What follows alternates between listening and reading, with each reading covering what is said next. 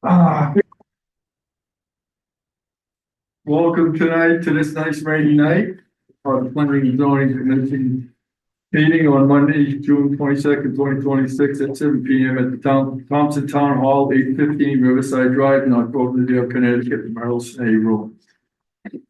And now we will, the meeting is 7, you said 7 o'clock, correct?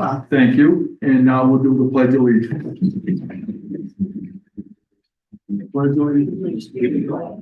United States of America, and the republic for which it stands, one nation, under God, indivisible, with liberty and justice for all. And then I'm gonna read the chairman's statement. Comment, please state your name and address. Speakers are allowed 3 minutes speaking time unless otherwise directed by the chair. Please address comments through the chair in a civil and respectful manner. Now we'll do a roll call, and when I call your name, you can say present or here. First one on the list is Ray Williams. Yeah. Mike Krugel. He said he might be late, so we'll just leave it at that for now. James Salsey. Here. Russ Robin. Yeah. Kaiser Levesque. Here. Dan Bennett. Here. Brian Santos. Absent. And that leaves Brian Canoia. Yeah.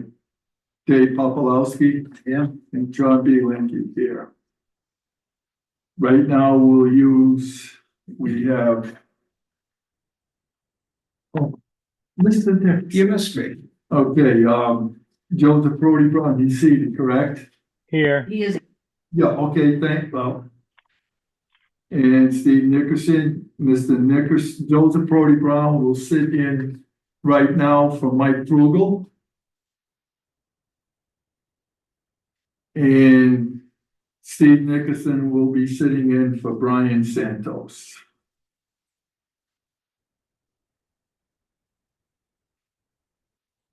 And Scott Lastworth is not here tonight. Terry Pengetski, Here. Cindy Dunn, Here. Dan Malo, Here. and good old Mr. Donahue isn't here. Okay, now we move on to Mike Krugel is here and to 705. 702. 702, thank you.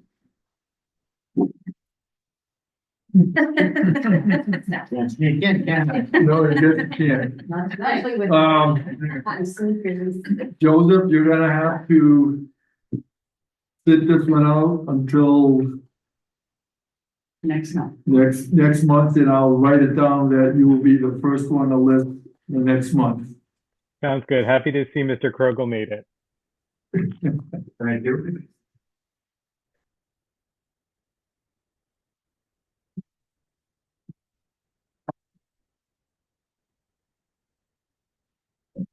Got it written down as looking for it this remind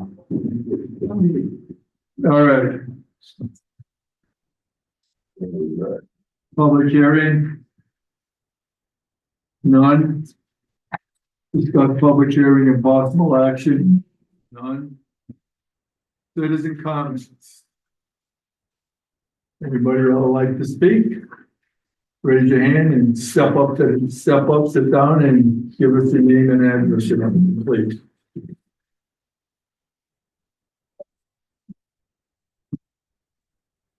I have no hands up in the Zoom room either. Oh, then we have nobody in citizen comments, review of minutes. The review of minutes, regular meeting 5/18/26. Do I hear a motion? I make the motion to accept the minutes. I will second.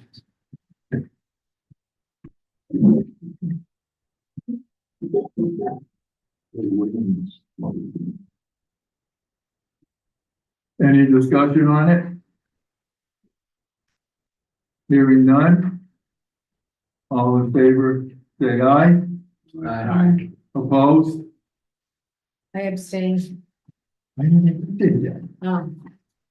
Well, abstain. Me. Jane, okay. I wasn't here, so. Yes, we know that.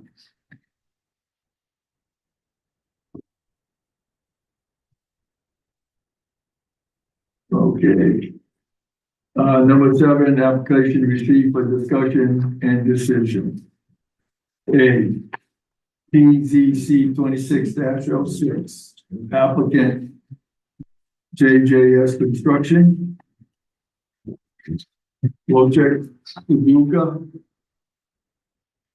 property owner of 1574 Riverside Drive, map 55, lot 65, lot 14, zone TCDD 7.44 acres.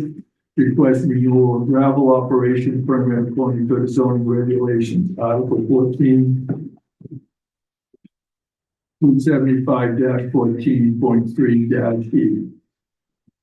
Renewal from June 22nd, 2026 to June 22nd of 2027.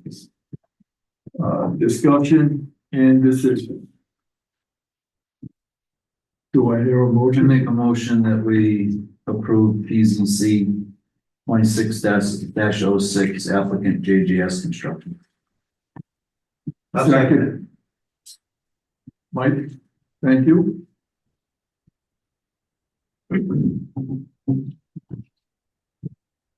Any discussion on the matter? Go ahead. Cindy, no concerns, right? Everything good? No, it was very neat, very clean, and basically all he's waiting for is finished up that area where the building is going. There was, some sways in there and, yeah, it looks great, really does. Yeah, pictures look good. Thank you. That's all you got? Yep. And wetlands is, information was in the packet, so. That was all. Yeah, that's that's all all said and said, yeah. done. Okay, anybody else? Hearing any more discussions, we'll take a roll call vote on it. Start with you, Mr. Bennett. Yes. Ray Williams, yes. Yes. Mike Ogle, yes. Russell Robinson. Ryan Canori, yes. Dave Plowski, yes. Cut. Steve Nickerson, yes. Go ahead. go ahead. And John D. Lindsay, yes. Unanimous. He's sitting there as a regular thing, so. Accepted.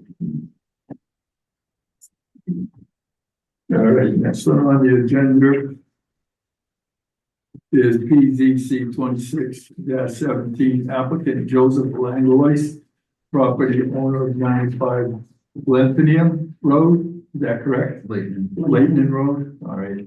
Map 137, block 21, lot 20B, zone RRAD, 5.95 acres. Request for a 2-lot re-subdivision according to the subdivision regulations, Article 3, except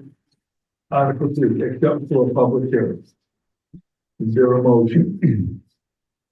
Make a motion PZC 26-17 with the applicant Joseph Langlois, except for public hearing. July 20, it'll be July 27. Thank you. for July 27th. I'll second that one. Okay. You gonna save that paperwork? Yes, please. Not again.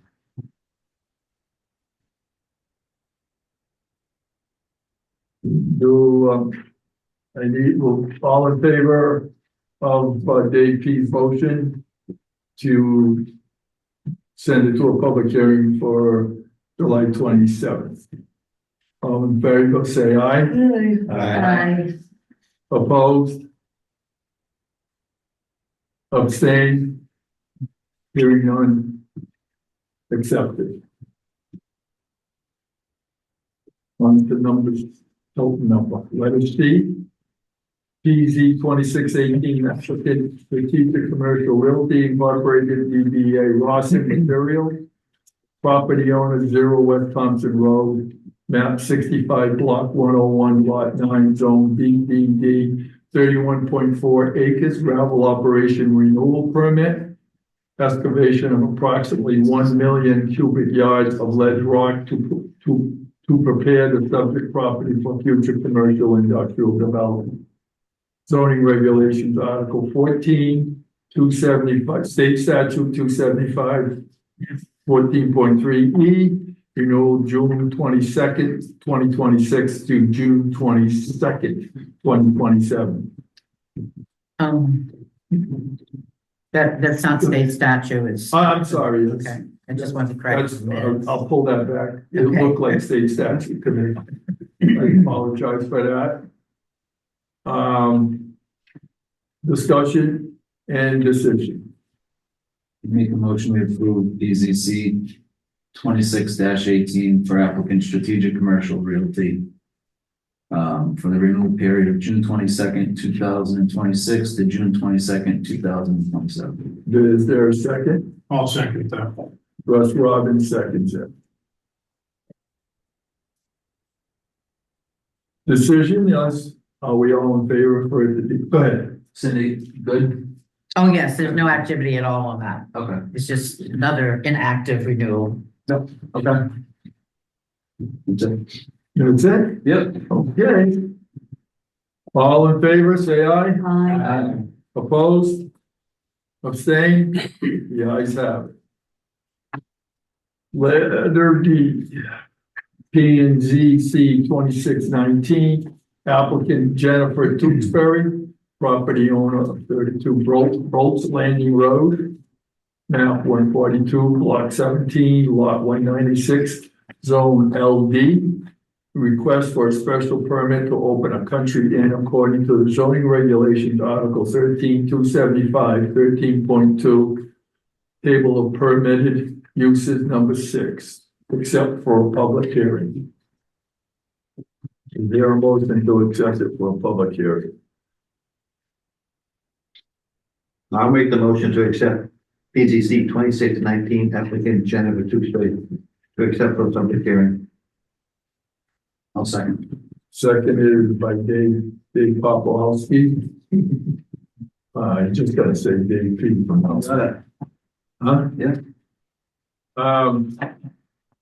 All in favor, say aye. Aye. Opposed? No. No. Okay, then I'm gonna have to do a roll call. I bet it'll be easier to get it straightened out. Let's start with you this time, Mr. Nicholson. Aye. Aye. Yes. Or yes, sorry, I don't know. Yes or no? Aye, aye. Dave looked at me like I had 10 heads. Go ahead, Brian. Aye. Yes. Russ? Yes. Mike Ogle, yes. No. No. Yes. And if you want to know why I said no, I'll let you know. Yeah, After I do the roll call. we can't make any comments because it's a public hearing. Yes, I know that. Thank Well, you. let me finish what we're doing Okay. first. Thank you, though. And John B. Linky? Yes. I cannot ask you to, for your note why you're saying no, because it's being made for a public hearing. Oh, Okay, all right? Yeah. July 27th. July 27th. I was just gonna get to that. Excuse me? I said, keep your paperwork. Everybody's catching up quick. 26, 19, okay. And number E, D and Z 2620, applicant Dave Coleman, property owner of 0 Fabian Woodstock Road, Axter Road in parentheses, because the legal way in is off of Fabian Woodstock. Map 19, block 85, lot 6A, zone RRAD, request for an inactive gravel operation renewal according to zoning regulations 2012, Article 9, Section F. Your motion for that. I make a motion, we approve PZC 26-20 applicant David Coleman for the address that you Just there, I mean, yes, thank you. I will second. Steve Nickerson. Before you vote, can I make a comment? Yes, you may. Yes, you may. Okay, I hope everybody read the memo, but just to let you know that I did go on Perma Link and change that address. Took me about 15 minutes to do it. And then when Dave went on, or Dave's daughter went on to fill the application, it wasn't there. So, that's Permaline's problem. But we changed it here in the town hall. To Fabian Hagstrom Road. Yes, yes, Fabian Hampton. And I do have to say this about property. Margaret, the wetlands agent, and I went out there and met Dave and his daughter the other day. And it's the first time I've been out there. We've been renewing it every year since I've had this job. And I thought, maybe I should go out and see it. Absolutely beautiful. The area that is disrupted is still neat. The only thing that you could tell that was there would be dirt bikes going through it. Other than that, the property is just really good. And as he said to us, that when he's ready, retires or whatever, he's gonna go back into it. So Dave's here if you have any questions on him. Dave retired. Huh. But both Margaret and I were very impressed with the whole area there. So just want to let you know that. Go ahead, Dave. Cindy, so you're asking to waive the application fee as well? Yes, I am. Yes. All right, so I'll amend my Your motion. to include the waive the application fee for Mr. Collins. Steve, you second? second. Okay. Now, all in favor, say aye. Aye. Opposed? Aye. No? Okay, I'm just checking. All I right, not believe in waiving the fees. all right. Abstain? So, I'm sorry, Mike is voting no, no. I'm voting no. everybody else voted yes.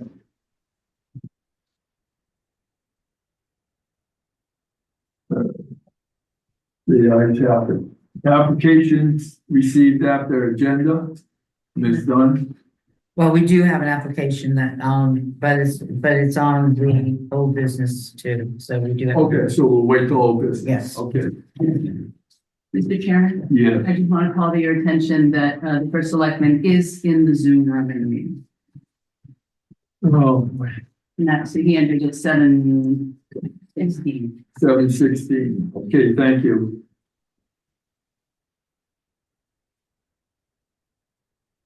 I only put him down for a no-go. Okay. Now, we're off to number 9, officer, report of officer and staff. You're up, Mr. Treasurer, Secretary, as of right now. Okay, the available budget, the treasury is $7,737.89. That's as of the end of May, so through May 29th. Spent a total of 84.5 thousand. Year to date, total expenditures 42,108.11. Our grand total budget this year is 49,846. So with that said, we will still have, a bit of a surplus, remaining at the end of the time. We should know very soon by next meeting what the exact number is. And everybody get your wish list out so that we can. Well, we should know something by after this Wednesday of the referendum, correct? Yeah, well, we have to get through that first. Well, that's why I asked you that question. Because then we'll know about the budget freeze and, what can technically be allocated. Okay, We're doing nothing until the referendum. yeah. For now, it's just a basic report. Any questions for the treasurer? Hearing none, we'll go on to B, planner. So the big thing that we're working on right now is the workshop for the neighborhood limited enterprises.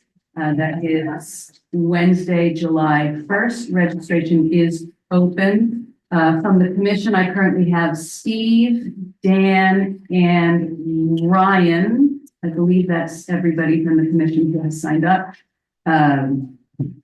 15 total enrollees so far. We are space limited to 60.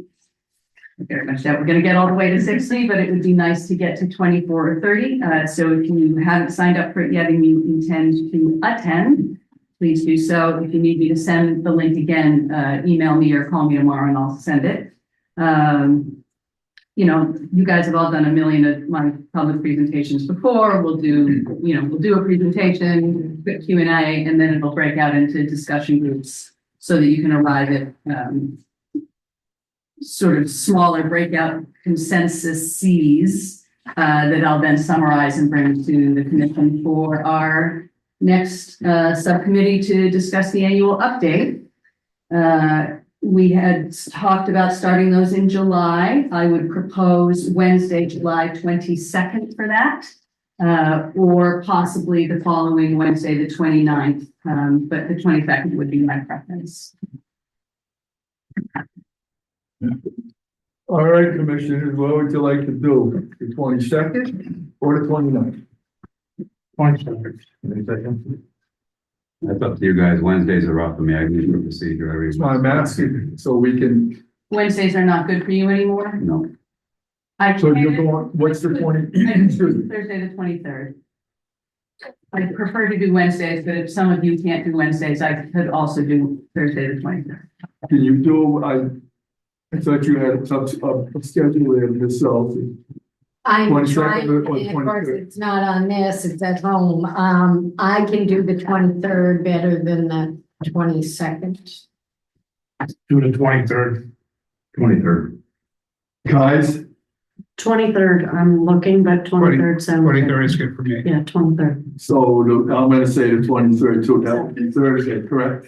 Yeah, Okay. yeah. we'll do I our- can't be there on the 23rd, but it doesn't, but I don't have to be, right? Nobody. Well, has to no, be. Okay, They're the I don't want to subcommittee screw the meetings whole that thing we- up. Well, no, it's a subcommittee, Right. right. but I just wanted to make sure. I can't but do I it. gotta go with the majority, okay? Exactly. But you'll be able to review That's the fine. the Zoom link, Facebook link, or whatever it is, so you can get caught up. Yep. You're okay? So it'll be July 23rd, Thursday will be the subcommittee, correct? Yeah, 7 to 9, same format as always. So what I'll do once I'm able to make a summary of the neighborhood limited enterprise stuff, that'll be included in the discussion draft. I hope to have comments back from CNDA by then. If I don't, I don't. It's an ongoing process. So when we get them, we get them. And then you guys already have the initial draft that I worked up, but I'll amend that before the 23rd and get it out. In person, or you just rather do a Zoom? We have been doing those on Zoom so that we can type into the document and review it on screen as we go. That format has worked well, and I would not recommend moving away from it. To the commissioner, it's still your decision, guys. We could do it Zoom. It's a little easier. In person works better, I think. I prefer in person. I'll go in person. Can we do a hybrid? You can go either, you can, Well, it'll be hybrid regardless. Okay, it'll be hybrid. Hybrid. If we're here and you're sitting in, I'll take hybrid, it's my law. If that's all right. that's a good one. I would say hybrid too. Dave, Hybrid. I like in person too, so. actually. so we'll just do it, we'll just call it a hybrid. End Yeah. of discussion, it's done deal. We'll be here, we'll do it as a hybrid too, Subcommittee meetings will be in this room or in the library. right here. no, it has to be. Well, No, wait, I'm sorry, I apologize. We'll have to check see what's on the schedule. Yeah. One, Give me 2 22. seconds and I'll tell you if there's Okay. conflict in the room.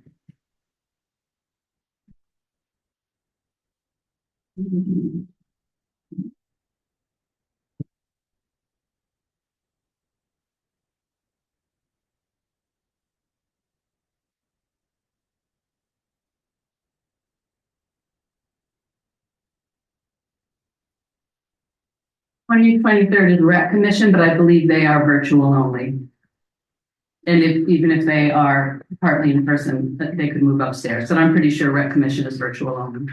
Okay, So we should be, because that. we should be okay over here. All right, because if that was the case, I'd go down and see if we can get it, and then with the first selectmen's okay, to see if we could go from 7 to 9 or 6:30 to 8:30. If that would be a problem. I'll reserve it tomorrow. Okay, appreciate it, thank you. I got it. All right, now we're on. Go ahead. I have something. Just What's the update on Riverside Drive projects? All of them. All of them. This, Well, we agreed to have updates, did we not? I don't know that we had discussed it formally, but I'm always happy to provide it. So, this week I was able finally to get authorization to release funds from the SIF grant. The SIF grant is the $4 million that is covering Main Street reconstruction and those related projects. That's been a very frustrating process. The River Mill is still sort of locked in a doom loop. They owe me an amended assistance agreement agreeing to release $100,000 of pre-construction costs while we still work on getting one of the liens cleared. That was 6 weeks ago, and I still have no amended agreement. It's very frustrating. But now that I've squared the SIF grant piece away, I have some calls to start making around the state. The congressional appropriation, which is flowing through HUD, recently they contacted all the HUD stream grantees, and there have been some mandatory webinars that I've attended. I have not been assigned a project manager there yet. That's the 700-ish thousand for the construction of the park and the remaining renovation construction at 65 Main. And the CTD Green Infrastructure Grant, we can't complete the paperwork until we have an approved budget and we can renew our insurance for the town because they need an updated COI that reflects our new policy. So that's sort of just on hold until we pass a budget and can renew our town insurance. And I think that's it. Was there anything else you had a question about this? Not this meeting, but I will the next. Okay. I had a question for the specific project going on at the bottom of Blaine Road, 630. I wanted to get an update on that. I had listened to the EDC meeting and I had heard significant talks about some legal activities. And I don't think that's been shared with the group here, so. Well, there is Disclosing still that. some court action involved, so this is not really any more that I'm gonna go into there, but there is a new court date for it on Monday. And we'll have some more information after that is cleared. Is Okay. part of that legal action with the town involved or with the, No, it's not an action of the town. that It's is, a part of the foreclosure process. okay.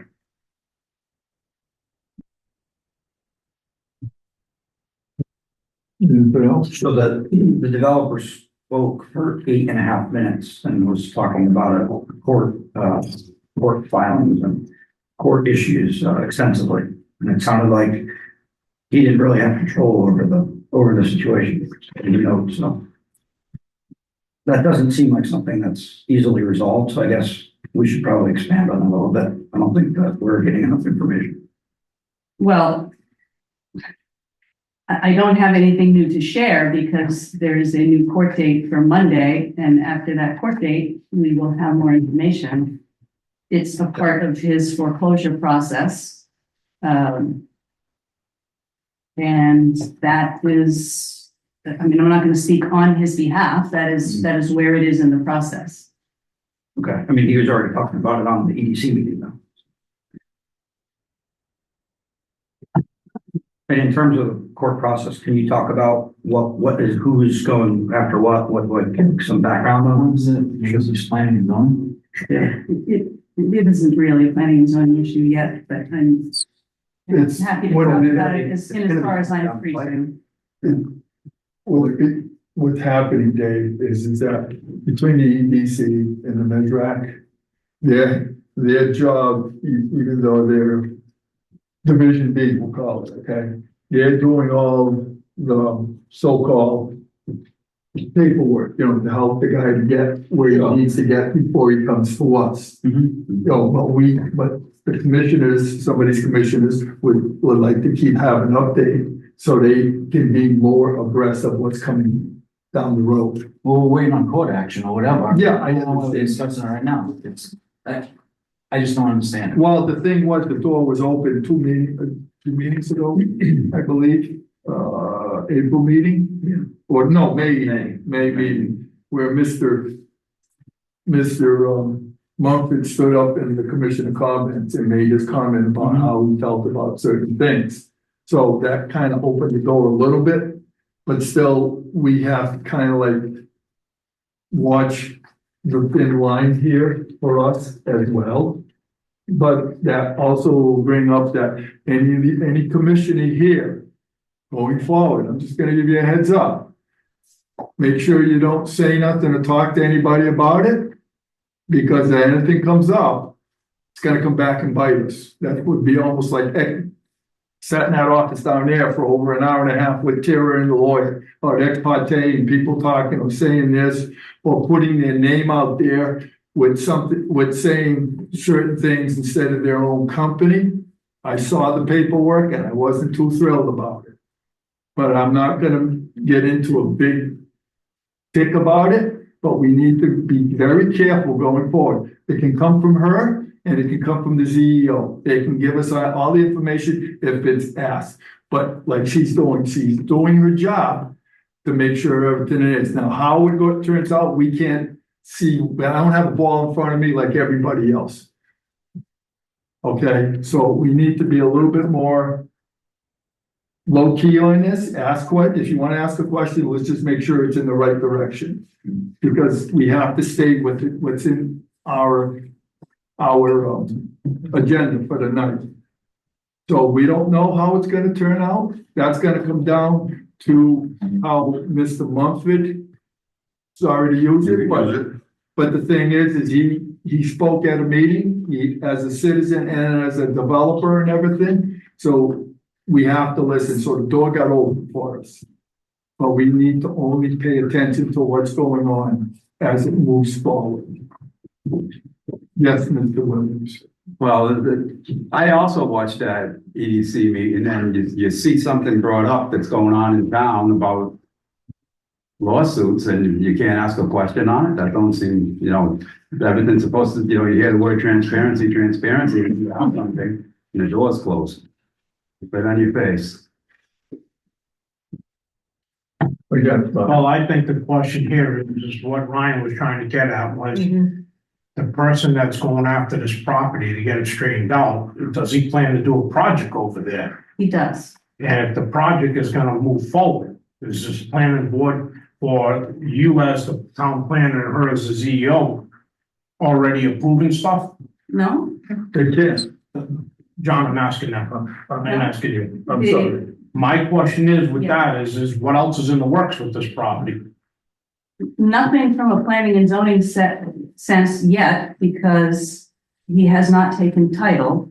Therefore, there is nothing for him to apply against. He's never been to the town hall to talk about a project about this property already? He has. He's been attending MISRAC and EDC meetings, but they have a very different role than planning and zoning. Planning and zoning's role is to review and approve or deny applications according to their legality against the regulations. When he is ready, presuming that he takes title, when he is ready to move forward with this project, he will come forward with an application for this commission to review and compare its legality to the Thompson planning and zoning regulations.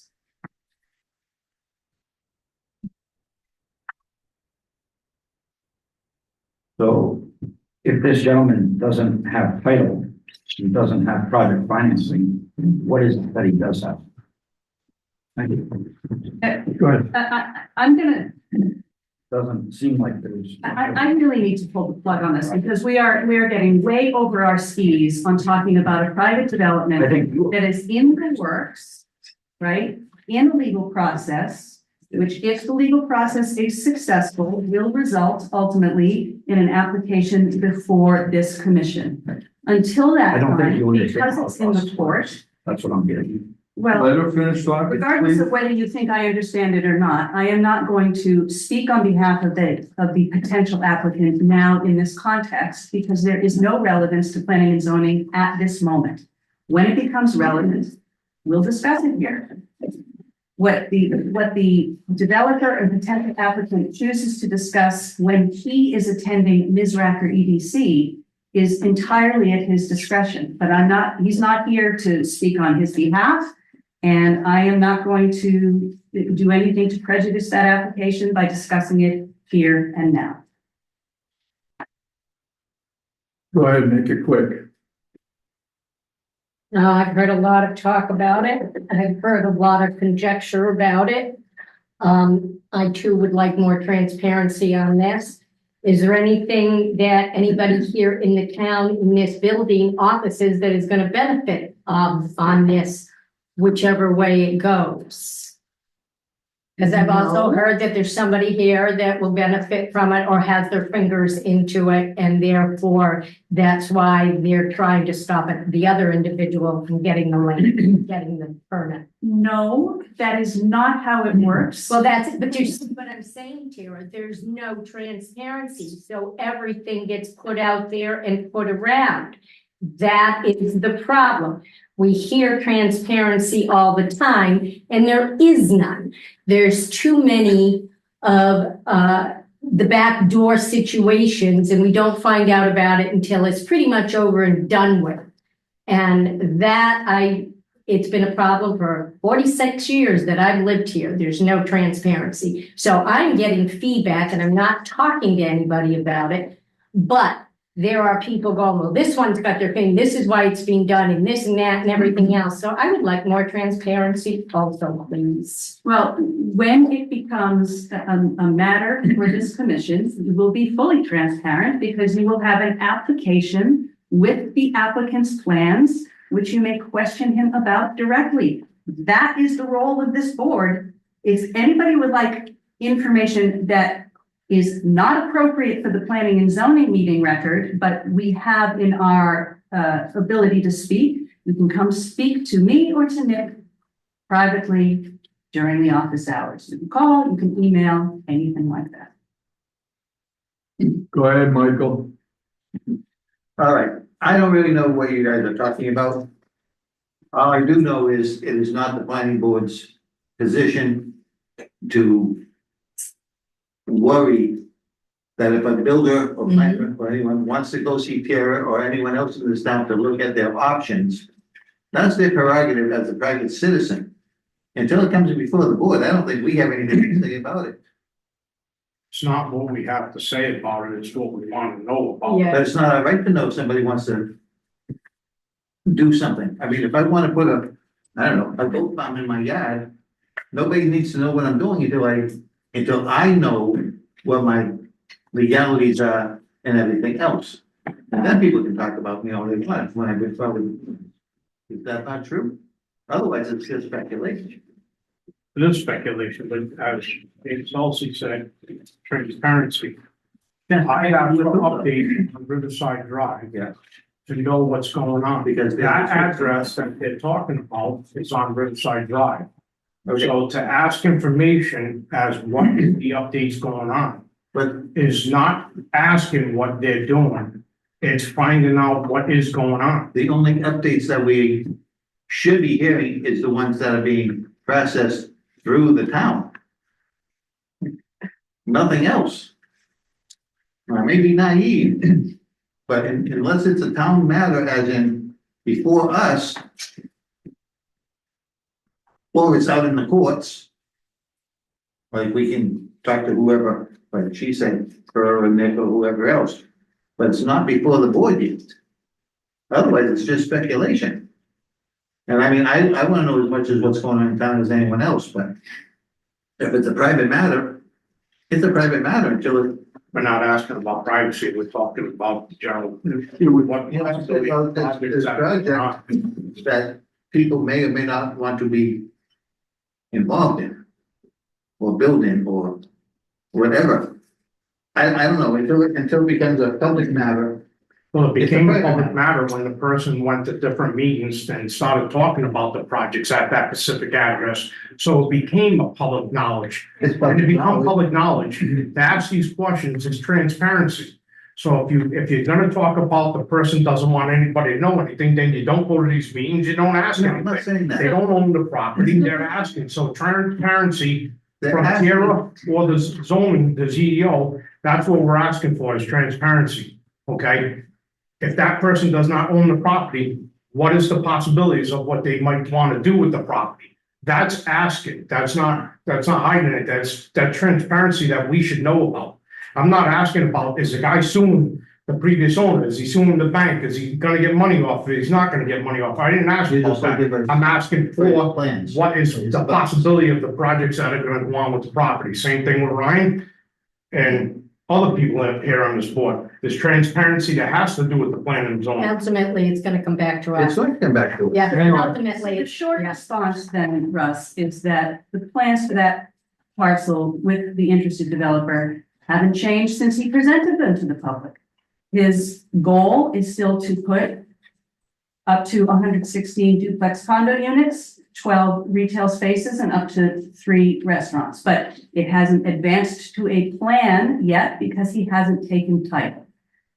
So there is no change to what was publicly shared with not just EDC and Mizrac, but the general public. But there's no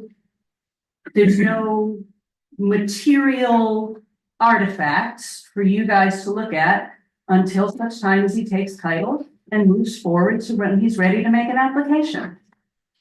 So that's the transparency of this board. That's what we're asking for. We talked about it in subcommittee too, about getting disclosures from the boards. Everyone agreed to it. All Because it comes Now we're down. not getting it. Okay, all right, hold it right here. I have nothing to tell you other than what I've told you about it.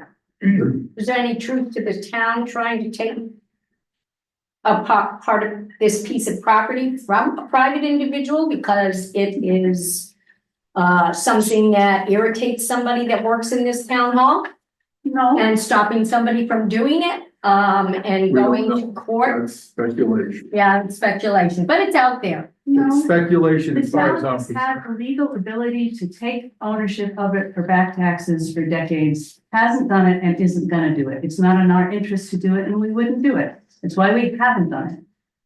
We I have guess I, all along- without tip, I'm not gonna say anything more, but there's some, never mind. I will be quiet. To relate to you on that, because there's another individual that's showing an interest in a property. So that creates a problem, who, you know, if he's interested in getting it, he's gotta. How can I put it now? Okay, moving on. Yeah. looking for one. All I know is there's a second party that's interested in it and everything, and that's gonna create a little havoc, so we need to let it play out.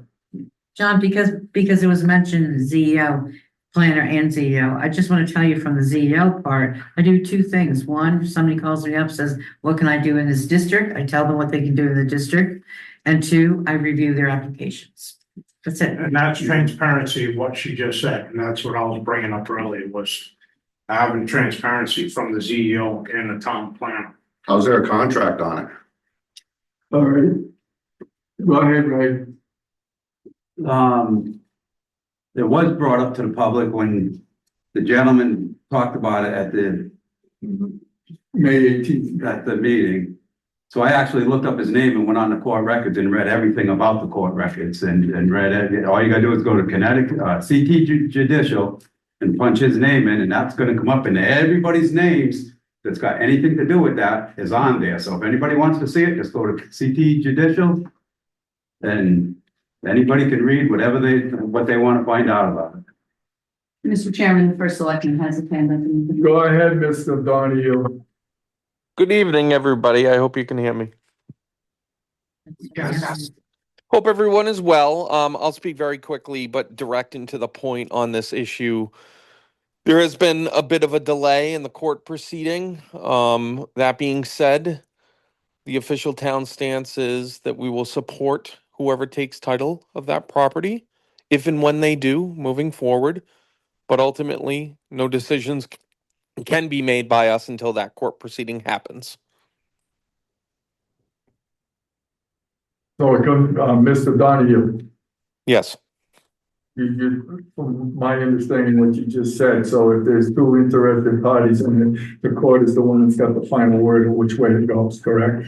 that's absolutely, and there will be zero bias from any town employees or commissioners to sway or make a decision happen. It is completely in the court's hands currently, and whatever that decision is that decision by a judge. So just to remind everybody that we need to let the court decide how it goes. And anybody that puts the name on a piece of paper and puts a planning and zoning commissioner after it, you just opened up a can of worms for us. Because that's recognizing the commission that we were. Pretty much, But that's, somebody already did that from the commission and put their name on something. I didn't. I'm just saying, I'm going forward, we don't want that to happen, because it's gonna create a problem for us when this thing comes up in front of us. Whoever is the one, the developer that wants to do it. Yeah, because I got word that somebody that 6-4 did that already. What, we'll deal with that, okay? Okay. But right now, we Okay. need just to get this thing, Okay. let's just close the book on this right now, because we really can't do much. So we'll let Nick, Mr. Donahue, the first selectman, Tara Pengetski, the director of planning and development, that's in their court. Let them handle it. All we gotta do is deal with it when it comes in front of us. That's the best way I can say it. Yeah, we'll be fact finders. That's right. Yes. We need to be fact finders, like you just, like Mr. Williams said. Yeah. Go online and look at the court records and everything. That pretty much will tell you what's what. All right. John, if any commissioners want to come and meet with me in my office and speak about that exactly being fact, my door is open. Yeah, make sure you guys bring at least a large coffee, 2 sugars and cream, and that'll be happy. Thank you. All right. What about the donut? Yeah. No, he can't, because he's sitting there and he's starting to put on weight. So just give him the coffee. Very true. All right, CEO I have, everything I had to say is in the, in the packet. my memo. Okay, so we get, all right. All right, we're going to number 10. Correspondence, information from Connecticut Administrative Services on PA 25-0082. Do you need to? No, I'm the one that put it in the packet. I had just gotten that in an email. I just thought it would be informative in case any daycare service application comes to our desk. Should have put that right, CEO. Wouldn't it? And I could have done that, yeah. Okay.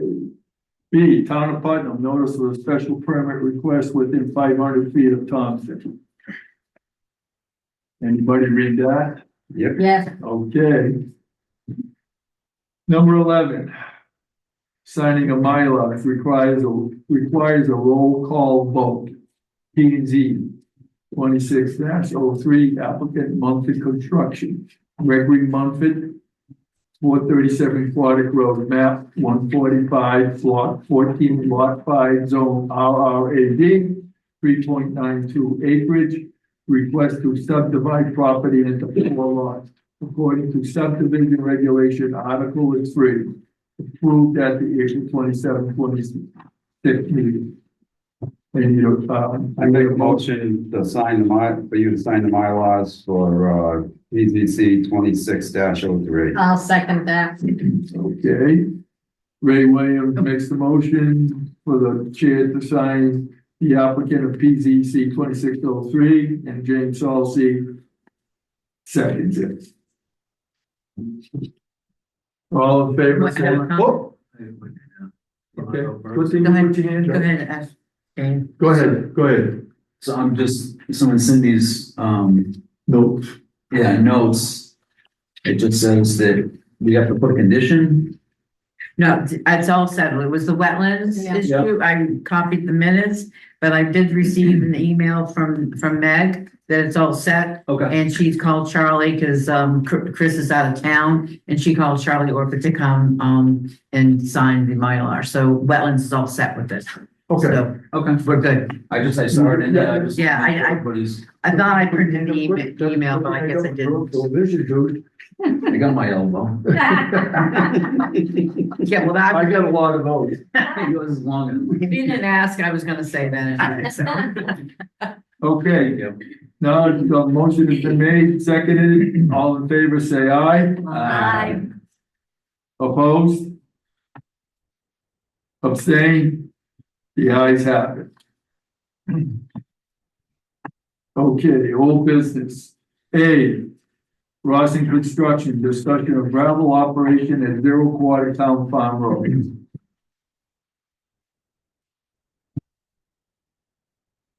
You're up on that one, you want to give your, or is it, you're gonna dig it out?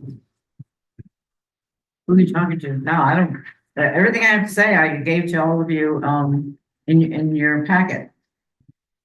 You can ask me questions on it, but my decision was, it's a cease and desist after our, visit to the site.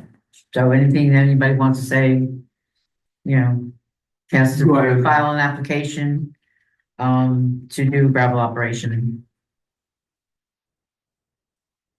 What read and seen, is the stuff is not leaving the property, is using it to maintain its property. I don't see how it's considered a gravel operation.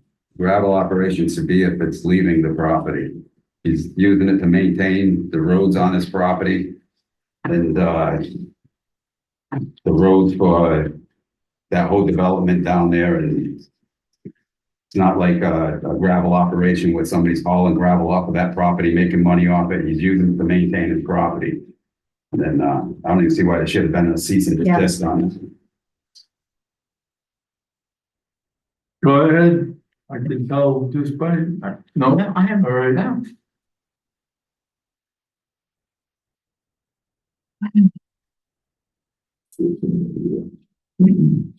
Okay, let's see.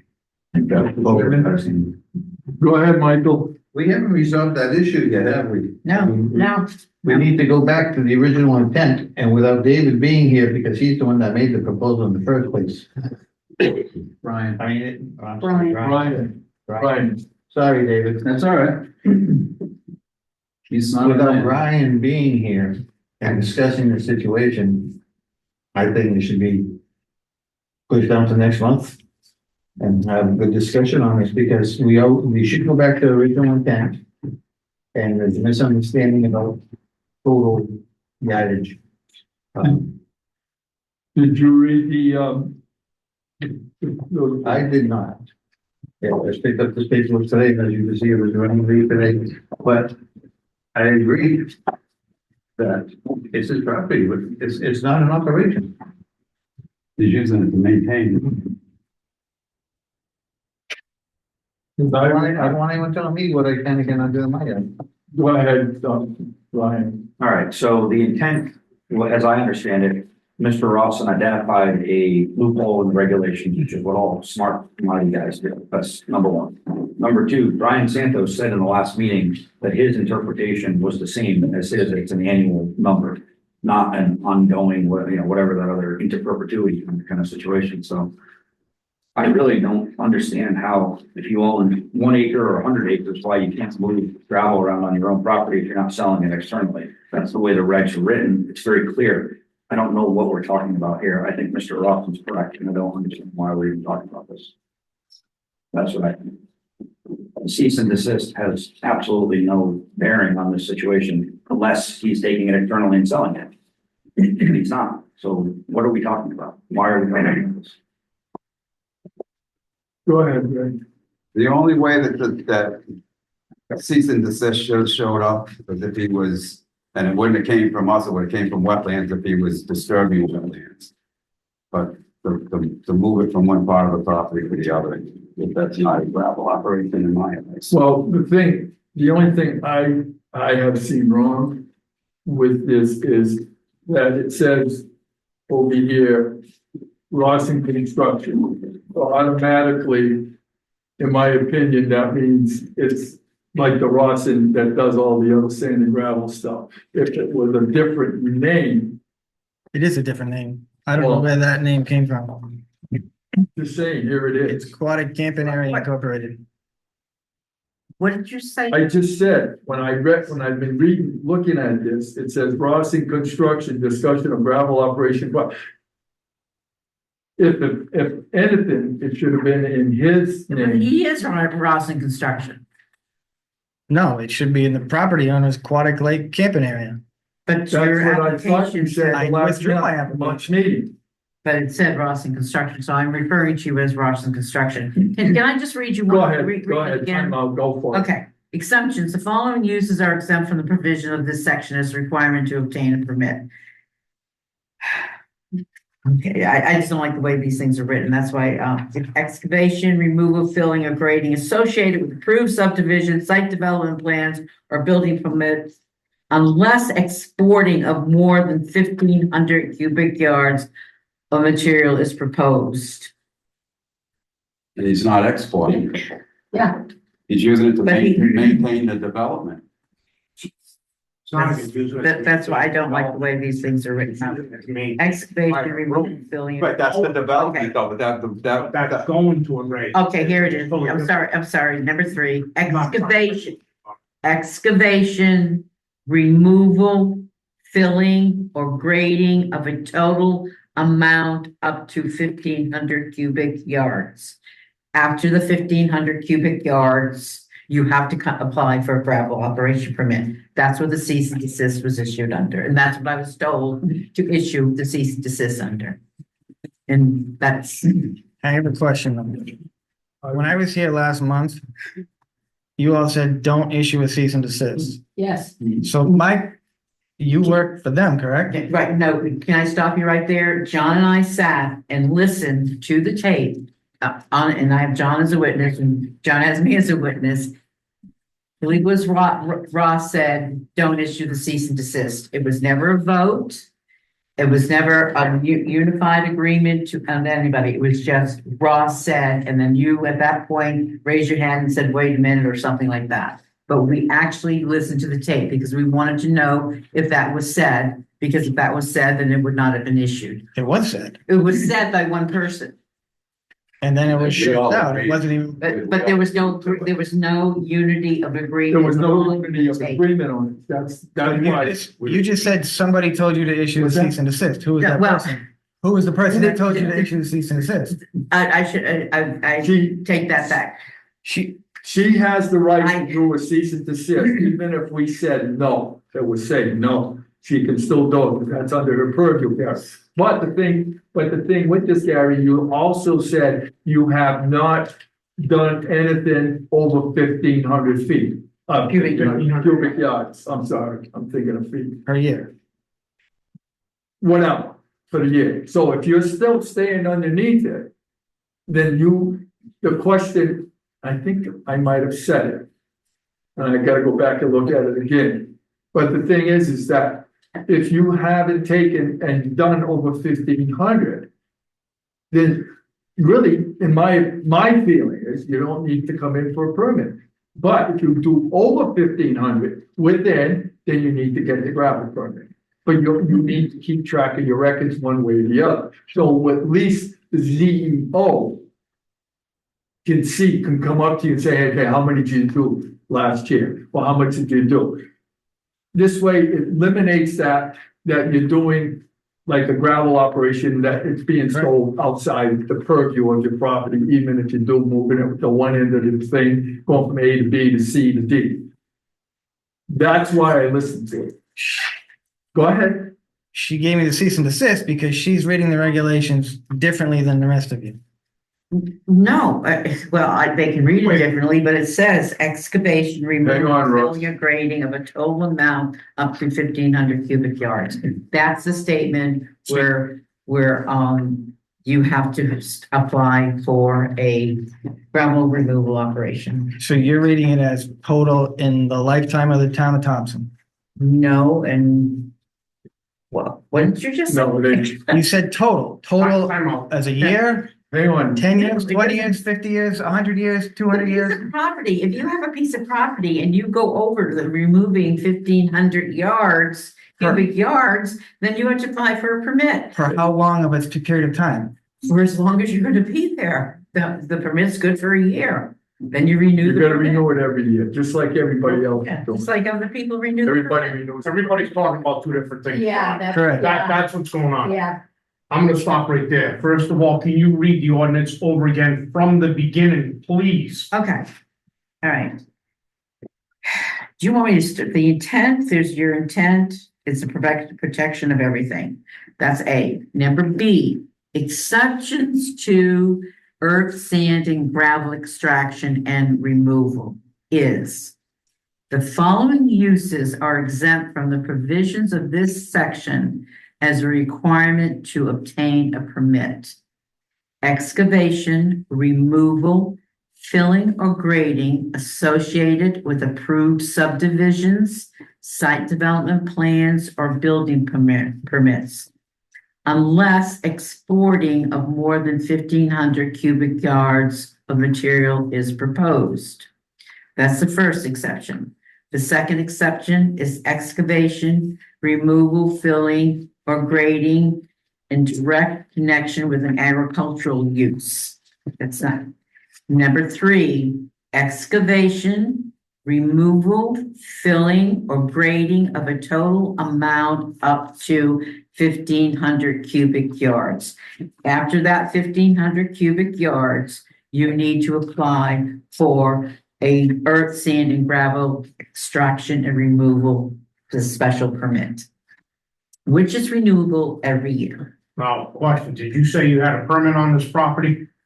I have a subdivision permit, For building anything on this property? correct, 2024. So if he's got a permit, you just said in your ordinance that he has an exception if he has a building permit or a site plan, et cetera. Am I correct? Those On, those subdivisions are separate from this property, from this. Is it separate from this property or Yeah, is the it part of this subdivisions are property? separate. They're lease lots, the subdivision, it's all one piece of property, yes. Now, are you digging on that subdivision property? Not currently, no, All right, so you're taking this gravel from another part of the property, correct, or you still own the whole property? correct. I gave you a copy of the map. The other thing is too, is you said, if I'm correct, to the board, that you used only 200 yards This year, yeah, over a year. Last year it was 200, this year it might be 300 yards, yes, correct? So you got a cease and desist order correct. and you're not over 1,500 yards. So that's my question. So the way she's reading it is total per lifetime. So this was a gravel pit in the 60s. So there was 1,000,000 yards of gravel taken off here. So I'm over my 1,500 yards. It's, No, that's if you own the property. If it was prior to you owning. I still don't own my corporation owned the property and owned the property back then. It's owned the property for 150 years. You're just the CEO, right? So to speak. Correct. he's representative of the property. This is the area, this little area is where he's working. This is the area, I don't know all of this. The subdivisions are here. Okay, They're not on this piece, they're over here. okay. The upper piece, I got the pictures of it where you and him were walking. I took pictures of it. This is the only area where he wants to work and regrade it. Yeah, that's on the other end, Right. Right. Where you and I first went and drove in and everything, and that's where he's got his little so-called recycling, system, so to speak. It's, Is to make 3/4 stone, 1 inch stone and all that stuff, but down to sand. That ain't a very big, unit. All right, can I go now, John? Go ahead, Ray. All right, now you're saying this has been going on since the 60s of that sand pit on there? I would say the 50s. Okay, these new regulations shouldn't even apply to you because you should be grandfathered in. You shouldn't even have to, you shouldn't even be sitting in here over this. I agree with you 100%, but my name was on the agenda, so I showed up. Yeah. And I received That's totally wrong. You're getting brought, that's like taking away Rick Yeah. Hazel's pig farm after he's been there Yeah. since 1960. Yeah. I agree totally. And yet, And yet I got a cease and desist order about 2 weeks ago. Mr. Chairman? Go ahead, Mike. Power, as far as I'm concerned. All right, so in the past 2 years, you've done maybe 500 cubic feet now, yes? Yeah, probably, maybe a You little still bit have more. 1,000 to go.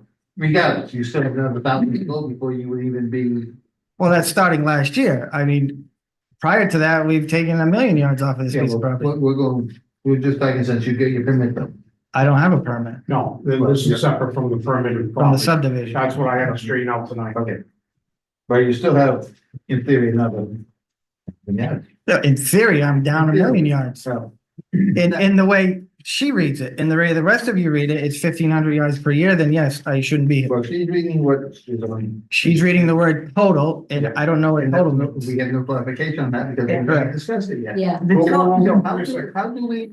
Hang on a minute, How Rob. do you raise or remove a cease and desist once it's on? If he does, or if he may not need to apply for one yet. We can overrule, I guess you can overrule my decision. We can take a My vote planning- on it. We can take a vote on it. I mean, I'd like to do this the right way. Yeah, I just don't know what, I personally do not know what it is. let's take it to a vote. Motion to remove cease and desist order. I'll second that. Well, you were quick. Yeah, Ryan Canora makes the motion to remove the cease and desist order. he Ray seconded. seconded. Any discussion on it? My discussion was, what did Brian Santos said? He said he wrote the ordinance, No, he wrote he wrote He wrote the it all. regulation. the He regulation. wrote an alternate. Alternate, yeah. But you My didn't vote on question it. for that was, did he not say annually, as in year? Yeah. Yeah. He specified it right here. Yeah, So if it's year to year that he specified, if Mr. Rawson has not done up to 1,500 yards this year, why is there a cease and desist order? Why is he here? Question. yeah, and And that's what I brought up the last time. Yep. So to make a motion to remove it, being seconded, I would say that we should remove it, because if he has not done 1,500 yards, we shouldn't even be talking Yeah. about this. Vice Chairman, the first selectman has his hand up. Go ahead, Mr. Donahue. Commissioners, regardless if you remove or not, you're basing your decision off of hearsay with zero physical evidence of land that's been cleared and amount of material that's been moved. I just want to bring that up before you make a official vote. But there is no physical evidence of how much he did remove. Well, there is, because the CEO went up there and physically saw, and based off that evidence is why she filed what she filed. People sitting in this room have not done that. Okay. Go ahead, Ray. I got pictures of Okay, it. I'd like to just say something onto what Mr. Donahue just said, but also there's been material taken off that property since long before these regulations were written, so that's a non-conforming lot. So it shouldn't even be taken up with these regulations that were just changed in 2020. It's been happening for what's been going on there. They've been taking that subdivision was what, 1946 or something like that, when that was broken up down there, am I correct? You are, Not that I don't do my homework, but yes. and they're using, that is still the same, when I was saying that he was using that to maintain them roads, he owns all them roads, and that's where that gravel's going on that whole subdivision, because he owns the roads, and they lease the property down there, so it is, it's not being exported, it's being used just to maintain his own property, because he owns them roads. Mr. Chairman, we have a motion on the floor that has been made and seconded. We need to take a vote on this. Sorry, any further discussion? If none, we'll take a vote and it will be a roll call vote. Start with you, Mr. Nickerson. I will say yes to revoke the, what was it called, cease and desist order. So a yes to remove the cease and desist. remove it. Okay, Yes to remove, Yes, no to keep it. right, Yeah, that's what correct. you want, okay. yes. Mr. Days, Yes. Ryan, Russ Robin, Yes, Mike Krugel, Yes. James Salsey, Yes, Ray Williams, Yes. Dan Bennett, Yes. and John B. Lanky, yes. Thank you. Unanimous. been removed. So I will write him a letter, certified Yes. mail to say the cease and desist is lifted. But there's one I'd like to add to that, is that going forward, that Mr. Rawson, that Rawson Construction is no longer being used, it has to be his, the company or whatever. Yeah. You want the campground, that's what you want? Yeah. The campground? And you also will also have to keep track of how much you do.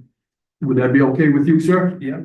Okay, And then I will forward that, letter to the Wetlands Commission. okay, thank you. On to the next, 72 Main Street, storage facility expansion.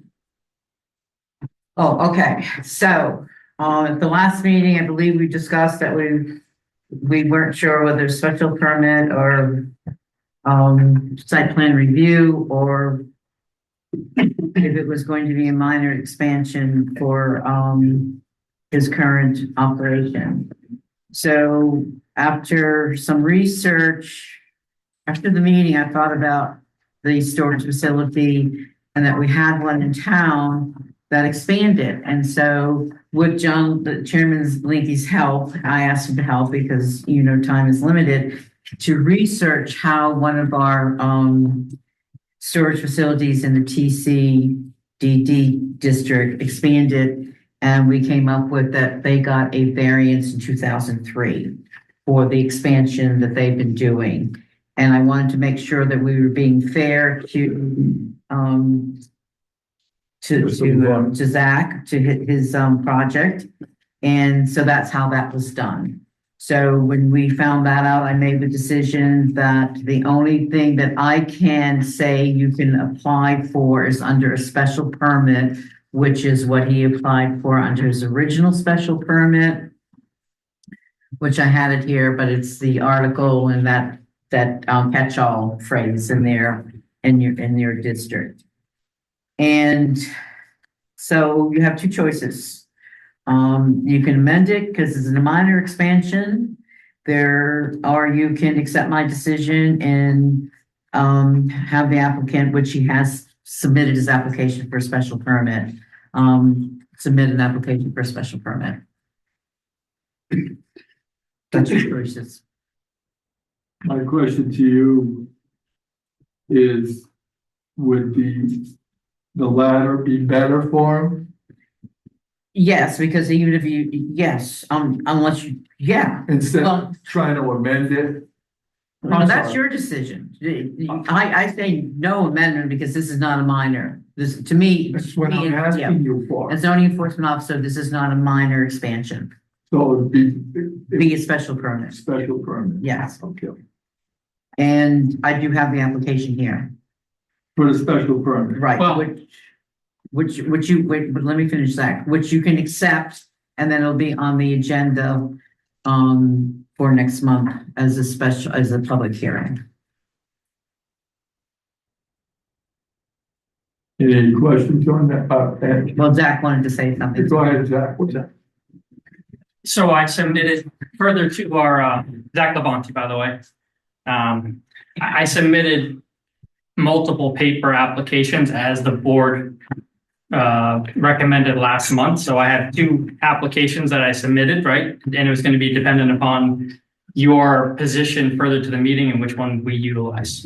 But I did submit an application as well for site plan review. Oh, yes. Amended site plan. Yeah, review. but my statement on that is there's no regulation that allows a site plan review for this use in that district. Go ahead. That's it. The application number. I'm just going to say that I did come before the commission in the past for a special permit, which I did go through public hearing for the allowed use storage in the district, which was approved by the commission. Do you have a record of when that was done? Yeah. Sure you can. Okay. I'm just saying, I'm trying to keep up. Okay. All right. Maybe I didn't hear what you said. What did you say, Zach, that you had what? He You had to pay for a special permit that you came in front of the board Right. already. Right, which allowed me to Yeah, convert February 27th, 2023. to I sent them superior this permit storage. March 2nd, 2023. This is what, if it's a minor revision, minor expansion, this is what you can amend, Yep. but it's not, but in my view, as zoning enforcement officer, 3 buildings is not a minor expansion of a special permit. It needs a special permit. Because he did originally when he went from Fosha Bakery to Fosha Storage, there was nothing ever said about that he was gonna expand. Expand, exactly. That's the question. Yes. That's the difference. Right. All right, so all he needs is just if he wants to go with, get what we got, we'll just move it on to next month to, public hearing. Hang on a minute, Ray. Yeah. So we have a public hearing. Go ahead, Ray. I make a motion that we accept PZC 26-21 at our next meeting. For, For For a public hearing. Yes, at our next meeting. I'll second it. Yeah. Right? No further discussion? I just wanted to bring up an email that was sent on May 19th from the planner, and she was talking about a change of use, which this clearly is not a change of use, so I just want to go on record to say that. And Cindy had responded after saying that Zach's request is an extension of the current use, not a change of use. Yeah. Again, this is on email, so I'm not. right, here, she and I discussed this, yes, Okay. yes. Under the approved special permit. So I wanted everybody to be Yeah. reminded of this, because this happened a few months ago and sometimes people forget. But that's why we work together. So the amendment was created to determine what level of permits the regulations required, CEO determine what was needed because of the previous use of the commercial property. So in this case, it seems, very obvious that it's not a change of use because it's a storage facility now and it's still going to be a storage facility. If he was making it into a water park, then it would probably be a change of use. But again, your email makes no sense. So I just want to point that out. Why is it a change of use? Why would it? Change of Nobody use was was. suggesting it was a change of It was use. We were a trying change to of find the use. language in our regulations that would allow Cindy to make a simpler choice. Yeah. Yeah, Well, it was a wrong verbiage. Okay. yeah, and that's why I did the research with the storage facility, because I want to be fair to the applicant. I wanted to make sure that everybody was treated the same, and like I said, he got. He is being, Ryan, Variance. he is treated fairly, because I was in there for 3 days, 3 or 4 days, at least 2.5 hours, going through all these years to see where all this, what happened, and that's when we both came, saw it. I did from whatever, 1997 right up to 2023, 24. He did a change of use. He went from Fosha Bakery to Fosha Storage. Okay, there was nothing in that back then, from my recollection, and I was reading it in the book over there. Never said that. All he wanted to do was for the house down to just clean this up, and he was taking the main building and turning it into a storage facility. There was nothing said in that meeting or anything about maybe doing a future expansion, because then we could have handled it, say, okay, if you're gonna do a third, then you just have to come in and do say a site plan review of what you're gonna do, expand to, okay? That wasn't done then. So now he wants to change it and add 3 buildings. I don't have a problem with it. I think it's a great idea for what he's gonna put in. Hey, if I can park my 5th wheel in one of his things, I'll be the first one in line. But he's adding to it, he's putting in 3 separate buildings. Thank you. So- That's more clear. Thank you. Yeah, and we have a vote. And So if he's gonna disagree anyway, I get I it. got a motion on the Yeah, we table. got. Okay, now we're all done discussing it. We're gonna take it to a vote. Start with you, Mr. Bennett. Yes or no? Yes, special permit, no. We do, Public hearing. public hearing. hearing. To take it to a public. Take it to a public hearing. For July 22nd. Yeah, start with me, right? Yeah. All right, all right. No, we can start with Cindy, Yeah. right? Well, I don't vote. Ray, I'll start with you. Ray Williams, yes. Jane Salsa, yes. It's taking Michael? public hearing. He's thinking, yeah. Don't you see this? Russ, go. The smoke? Yeah. Ryan, I think Mike's. Ryan. I asked you, yes, public hearing. Ryan Canoyer, no. Okay. Dave Plowski, yes. So yes is a public hearing. Yeah, we have to go, it's gotta go to Yeah, public yeah, hearing, then he's gonna yeah. bring in all his Yeah, data. yeah, to yeah, show yes, what he yes, wants to do. yes. Steve Nicholson. Yes. Now back to you, Dan. Yes. Now you, Michael. No. Okay. It's accepted. You didn't vote, no. Oh, Anthony, still, it was accepted. We have majority, super majority. Okay, thank you, Tara. All right, now we're on. Mr. Labonte, this is, we're trying. You'll be getting a lot of information from me on Zach on this. Yep, sounds good. Discussion of bylaws. You're up. And everybody can jump in. Is this mine or is this yours? No, mine. You wanna pass it, we don't have to get this done if you don't want to. What, did Mr. everybody? Chairman? Yes, go ahead, Jesus, wow, I forgot all about you, sir. Go ahead, Mr. Brown. I believe the ones in the packet were the ones that I had sent to you earlier this or last week. This one, yeah. Yeah. I forgot Joe was doing it. Not this one, she was. No. Look at it like, That no, Joe- I didn't look at this one. Joe, I sent Joe some of the older stuff, so he can do his thing. Sure. So if you guys wanna take a few minutes, go for it, we got plenty of time. Mr. Chairman, if I may, I could just point out some of the. What'd you do, Well- Joe? So the new language is underlined in this draft. So the first is Article 5, Section 1, the word treasurer instead of secretary. Article 5, Section 4 spells out the duties of the treasurer. Article 5, Section 5 lays out in the absence of the chair, in the absence of both the vice chair, or the chair and the vice chair, and in the absence of all three officers, what would be done. Article 6, Section 5 provides for the election of officers after amendment to the bylaws that affects the titles and roles of the officers.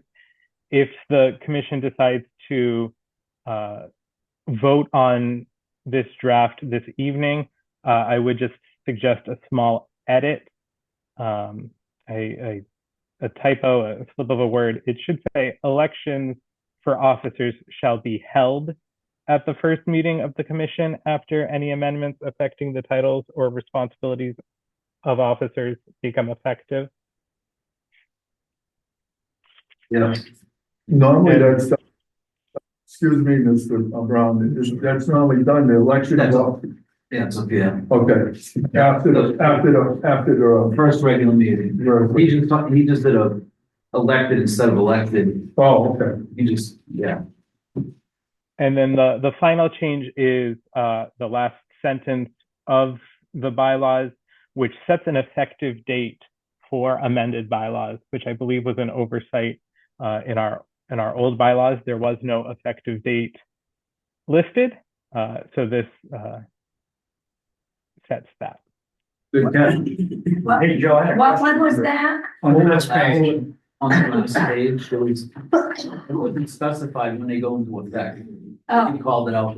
Okay, It was assumed that it was at the regular meeting, but Actually, it gets into effect as soon as it gets notarized. So if we do it that meeting and gets put into the town clerk's office, by the next meeting, it's effective, yeah. okay, so, That's my interpretation. Can I ask a question about Go ahead. understanding? I just want to make sure I understand this part in election of officers in section 6, Article 6, section 5. According to this, the way I'm reading it, the election of officers shall be elected at the first meeting of the commission after any amendments affecting titles. So if we're affecting the titles here, Yes. then at the next meeting, then we're gonna have a new election of officers. yeah, that's how I'm taking We're it. gonna be Yeah. electing an officer in July, at the July meeting. No, because. Well, yeah, well, I mean, sort of. So the effective date that I suggested reads, the ratified amendments to the bylaws shall become effective at the close of the next regular meeting of the commission after the adoption of the amendments. So if the amendments were adopted tonight, we would continue the July meeting under the current bylaws. And at the close of that meeting, the minutes or the new bylaws would become effective. So it would be August would be the first meeting under the new bylaws. Because We would So- have, yes, because our slate of officers would no longer align with the bylaws that we had adopted. Don, I have a question too. so you're basically. And Ryan, if I may, I'm sorry, Mr. Chairman, if I may, to Mr. Knoyer's question, I thought a little bit about,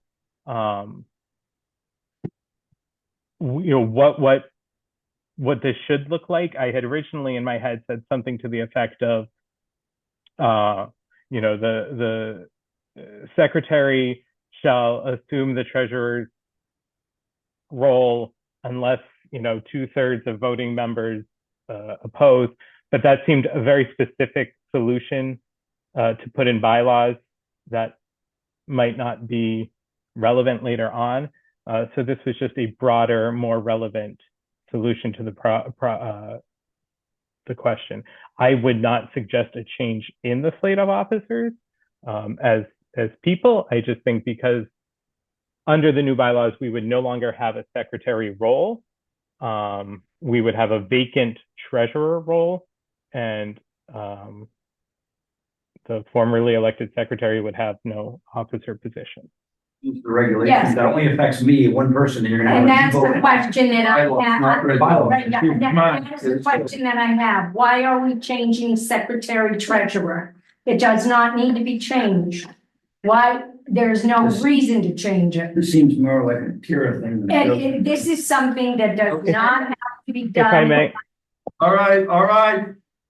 if Thank you. I may, Absolutely. Mr. Chairman, if I may. Go ahead. You. This was the conversation that we had last month. We've been talking about it for quite some time. The secretary role as it is currently executed is more of a treasurer role. And for what it's worth, I would be the first in the August meeting to nominate Mr. Knoyer for the treasurer role. Go ahead, Jane. If it ain't broke, don't fix it. We do not need to change secretary treasurer.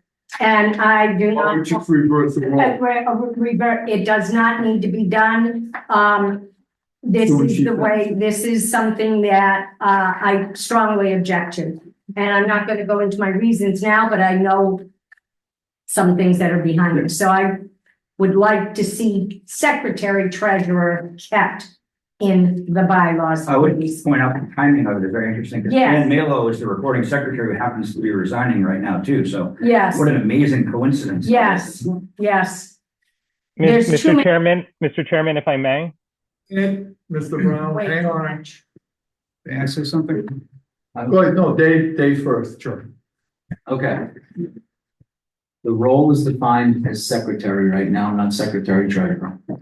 I was in that role. I know. I brought it up. Yes, I brought it up I remember when you sometime did. back. Yep. To standardize it because it's not a secretary. It had no treasurer of duties. It didn't have anything listed in it. So I wanted to to make sure that it was plain as your treasurer and explained properly. No, I get that. So there was no ill intent, Ryan. I've been talking about this. I've been very upfront about it. I've handed the papers, like 4 months ago. But yours made sense. The amendment that Joe put in doesn't make sense. Just to be clear, what you said made sense before to me.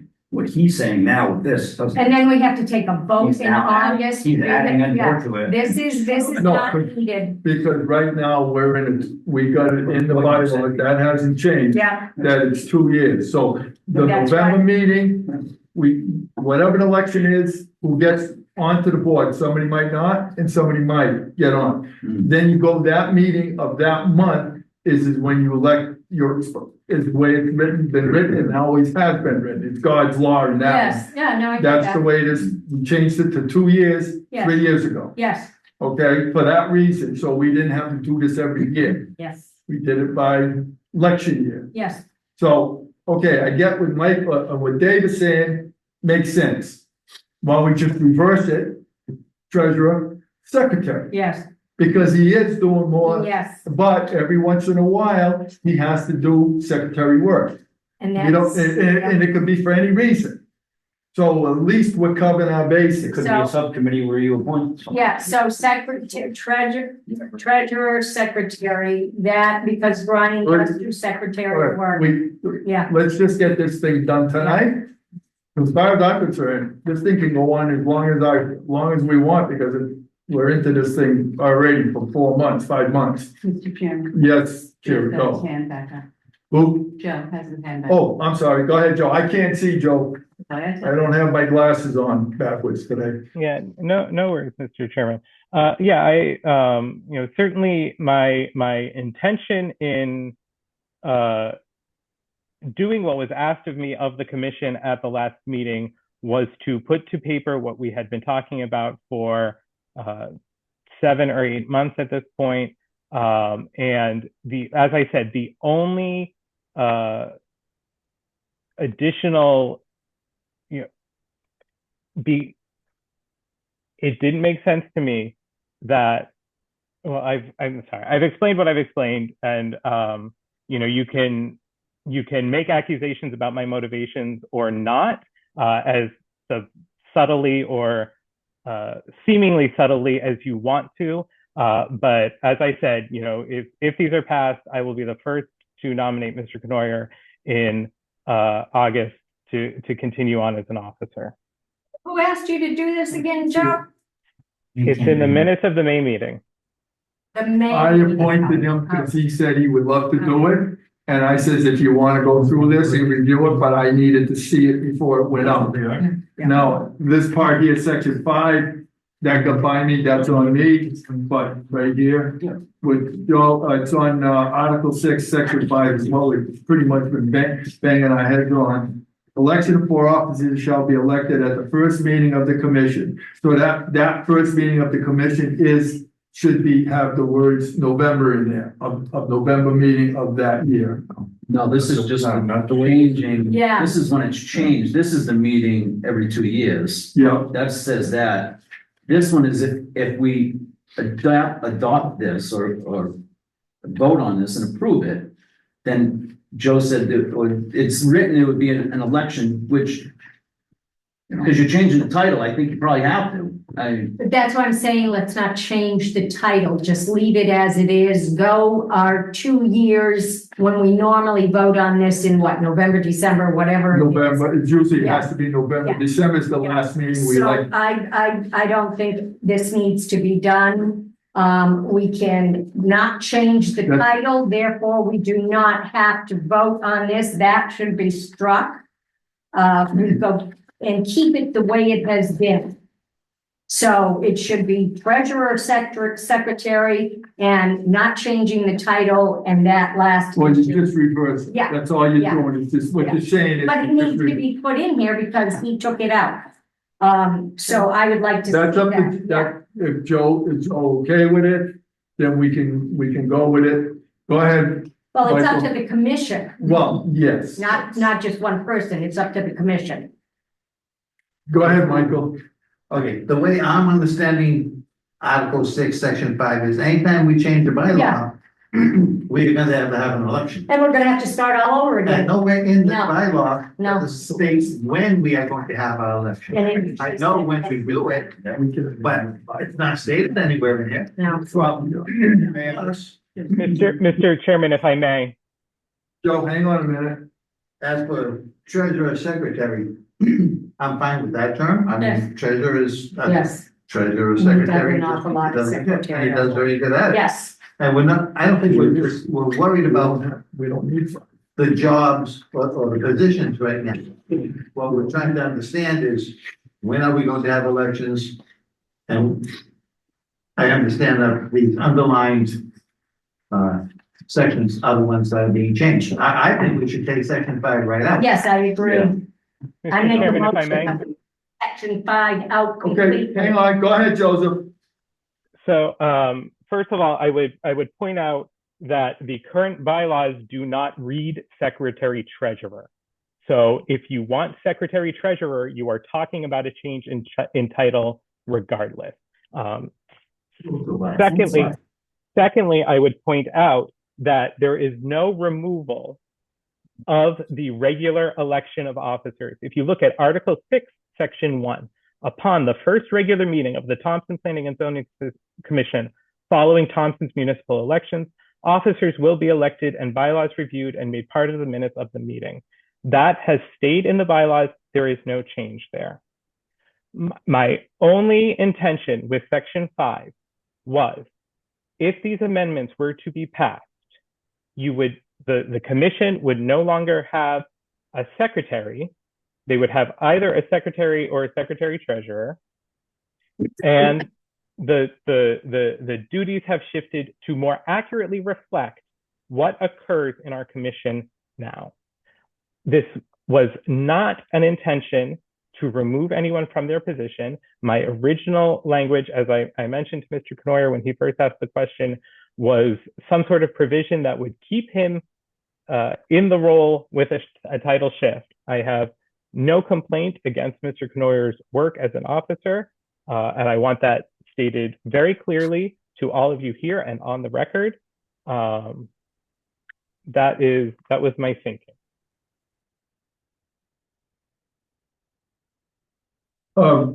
Just, can you look at Article 16 amendments? That pretty much tells it right there, Joseph.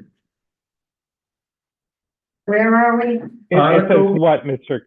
Chairman?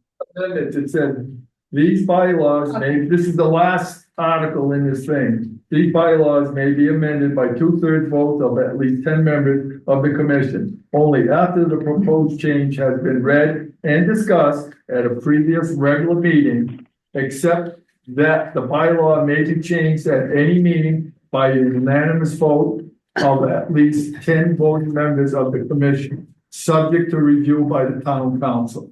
The ratified amendments to the bylaw shall become effective at the close of the next regular meeting of the commission after the adoption of the amendments. So if we were to change, instead of having secretary treasurer, we went treasurer last secretary.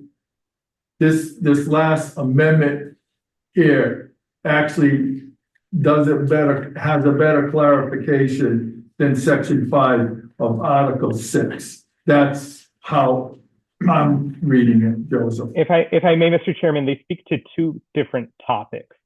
Article 16 describes the mechanism for making changes to the bylaws. The other article, Article 6, I believe it is, speaks to the mechanism for electing officers. There are two different processes that we need to complete as a commission. All right, so why don't we just reverse it, make it as a treasurer? Because as a secretary, that can be a pro temp. It can be done that way too. It doesn't matter. We're gonna be doing that with the recording secretary as a pro temp going forward until we get somebody that gets, if we can find somebody that is willing to do this recording secretary. So it's basically the same thing, the way I'm looking at it. Go ahead, Mike. Okay, again, treasurer secretary sounds pretty good. Election dates, we need to put into here when we are going to hold our annual or biannual elections. The effectiveness of the bylaw changes should go into effect at the same time that we have our annual or biannual elections. That's the only time we discuss the bylaw changes anyways. That's in November. Yeah. That's in the regular. No, it doesn't say that in here. It doesn't say it. It could be January. We It could need to be put it next in. month. We Well, it need to put an election date in. It says in Article 6, Section 1, on the first regular meeting of the Thompson P and Z's Planning and Zoning Commission following Thompson's municipal election. Okay, I'm sorry. Offices will be elected All right. and bylaws reviewed and made part of the. Bylaw review, doesn't say they have to be accepted. Yeah. Review, Review. because sometimes we don't have to. So if we accept them, when do they go into effect? The following meeting, if it gets accepted in December, because sometimes you don't have enough time, then it gets. Take out section 5, because Yeah. otherwise we'll have to have another election. Right, okay, this is what it's all about. That's what we're saying, section 5. Article 6, section 5 needs to be stricken from, But we have to make sure we also got as treasurer, and the treasurer, secretary. whatever how you want Yeah. to put it, but he is. We can vote on that now. Did you make the motion? Yes, I Of did. section 5? Yes, I did. I make the second motion. I made the motion to take out section 5 of Article 6. Yes, Article 6. And he seconded it. Second reading. Seconded it. Seconded it. May I add to your proposal? Yes, Hang That on a we minute, change hang on a minute, go ahead. okay, go ahead, what do you want? the position of secretary to treasurer/secretary. I amend my motion that under Article 5, Section 1, treasurer should be treasurer/secretary. Then, under Article 6, Section 5, that needs to be stricken completely. You second that, Mike? I second. That's been seconded. Well, you just amended. it. Yeah, I amended it, he seconded it, so we need a vote now. All right, Hold on. go ahead, Dave.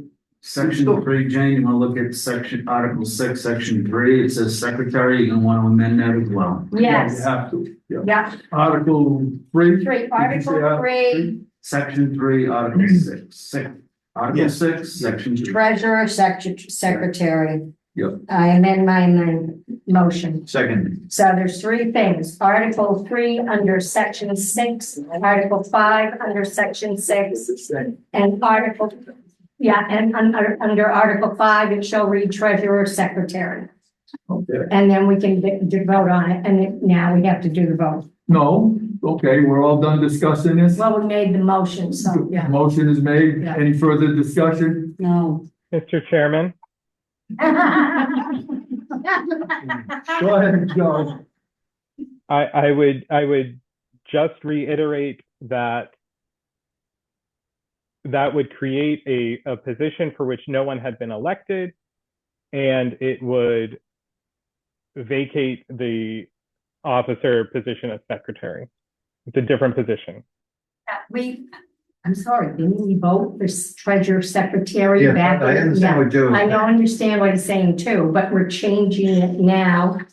To be effective November 1st. Yeah, to be effective November 1st. Yeah, that'll be, Yeah. it'll be, Yeah, and that's when we usually do this anyway, so I amend. well, no, it's usually every 2 years, but yeah. we're in the middle of the 2-year. Yeah, we'll be this in the middle of the November, yeah. 2 years. Go ahead, Mr. Before we do the final vote, can we kind of get that cleared up The again? motion? Yeah. Okay, so let me Go ahead, give it to you'll you, Dan. repeat it. Okay, so under Article 5, officers within the commission and their duties. Section 1, chairman, comma, a vice chairman and a treasurer/secretary shall be regular members of the commission. Under Article 6, Section 3, The candidate receiving a majority vote for chairman, vice chairman, and treasurer secretary. Then under Article 5, Section 5 of Article 6, that should be stricken completely. Election for officer shall be held, that should be taken out completely. Omit Section 5 under Article 6. You got that, Mr. Melo? If you're Probably still confused, gonna have we'll do it to again. recording. Yeah, That's kind of, would it be easier to say all references to treasurers be replaced with treasurer secretary? correct, yeah. Treasurer secretary, yes. Treasurer Secretary? Yeah, Start November. Secretary. Treasurer slash. What's that? Okay. One more amendment, yeah, that all current positions maintain officialdom until next election. okay, that's, you know what, we can put that in under Article 6, election of officers. Let's make it Section 5, we've crossed out elections held for the certain commission, blah, blah, blah. That all, how All do current positions all current positions remain in effect remain in effect until November elections. until November elections. So that's, Dan, that's Section 5. Section 5 under Article 6. I would just make one comment. So there is kind of a contradiction there because you're basically saying you could add, change, delete positions, but they're still in effect for 2 years. That doesn't really compute. What do you mean? I don't understand. Because you're getting rid of you're getting rid of the secretary position essentially. No, working together, yeah. Just reverse it. Okay, but Yeah. so I'm guessing what I'm confused with is that you can change the responsibilities of different positions.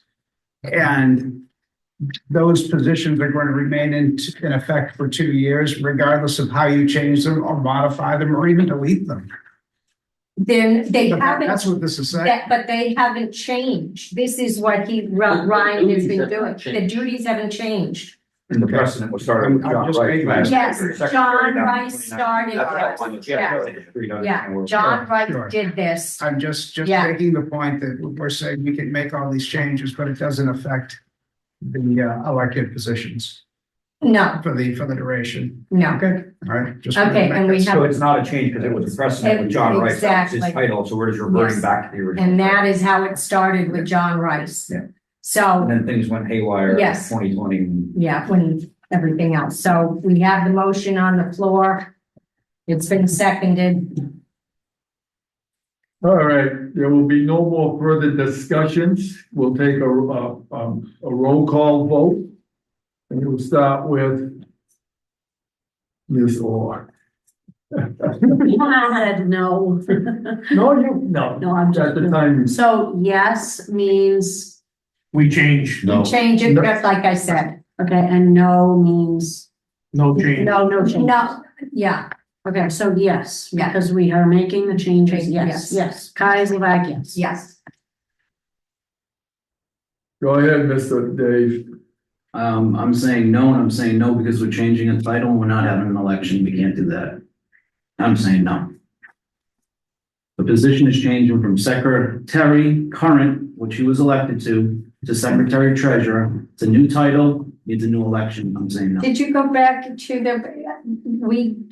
when we voted, it was secretary treasurer. We did not. It's in the bylaws currently, it's secretary. Yeah, but I remember when we actually voted on it, is what I'm saying. No, It's in the bylaws. Mr. Chairman, the elections were held to elect a secretary. Whoa!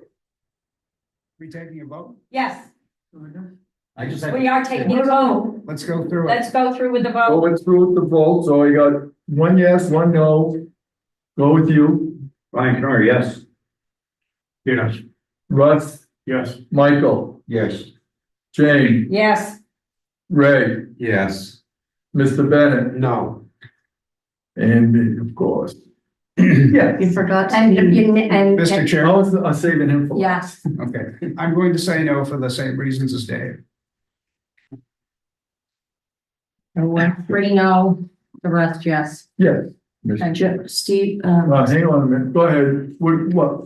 If it is found that we need to have an election for the position of treasurer, secretary / whatever you want to call it, I make the motion that we hold an election. Can't do it today. Well, right now, did it pass? Okay. Yes, it passed. Okay, it passed. So right now it has So passed. if we are in errors, Yes, we can always go back and fix it. So was that a two-thirds vote? Yeah, it's too. Yes, So these bylaws may be amended, oh, can I say? Go ahead. These bylaws may be amended by a two-thirds vote of at least 10 members of the commission only after the proposed change has been read and discussed at a previous regular meeting. So we can't do it tonight. Can't do it, well, change what? What were you saying again? I was, I have my. Has to be 2/3 of the vote, but at least six members. It has to be 2/3 majority, and we got the, we and got then we the have majority. 2/3. And it has to be the proposed. 7 is change a majority. Yes, yeah, but he's saying we have to do it. next, No, At the next meeting. at the next meeting. Next meeting, so Okay. still a majority, It's even though you got 3 If you had no's. 10, then it carries. What? That's in the current. If it's unanimous, Well, we only need 7 out of the 10 to have. No, you need a majority, so if we only got 9 sitting tonight so far. No, we have 10 sitting. We have 10 sitting. Yeah, that's in here. There's 10. You're right. Yeah, 10. yeah. 7 out, 7 to 3. it's two-thirds. Sorry. It's 2/3. 2/3 and we, yeah, so it's 2/3. If it was unanimous, it would take effect. That end of meeting. Next meeting. Yeah. Yeah. We will, Article but, well, 16. we voted on this. It has to be written up and Okay. then at the next meeting, we have to accept it. Go ahead, Yes.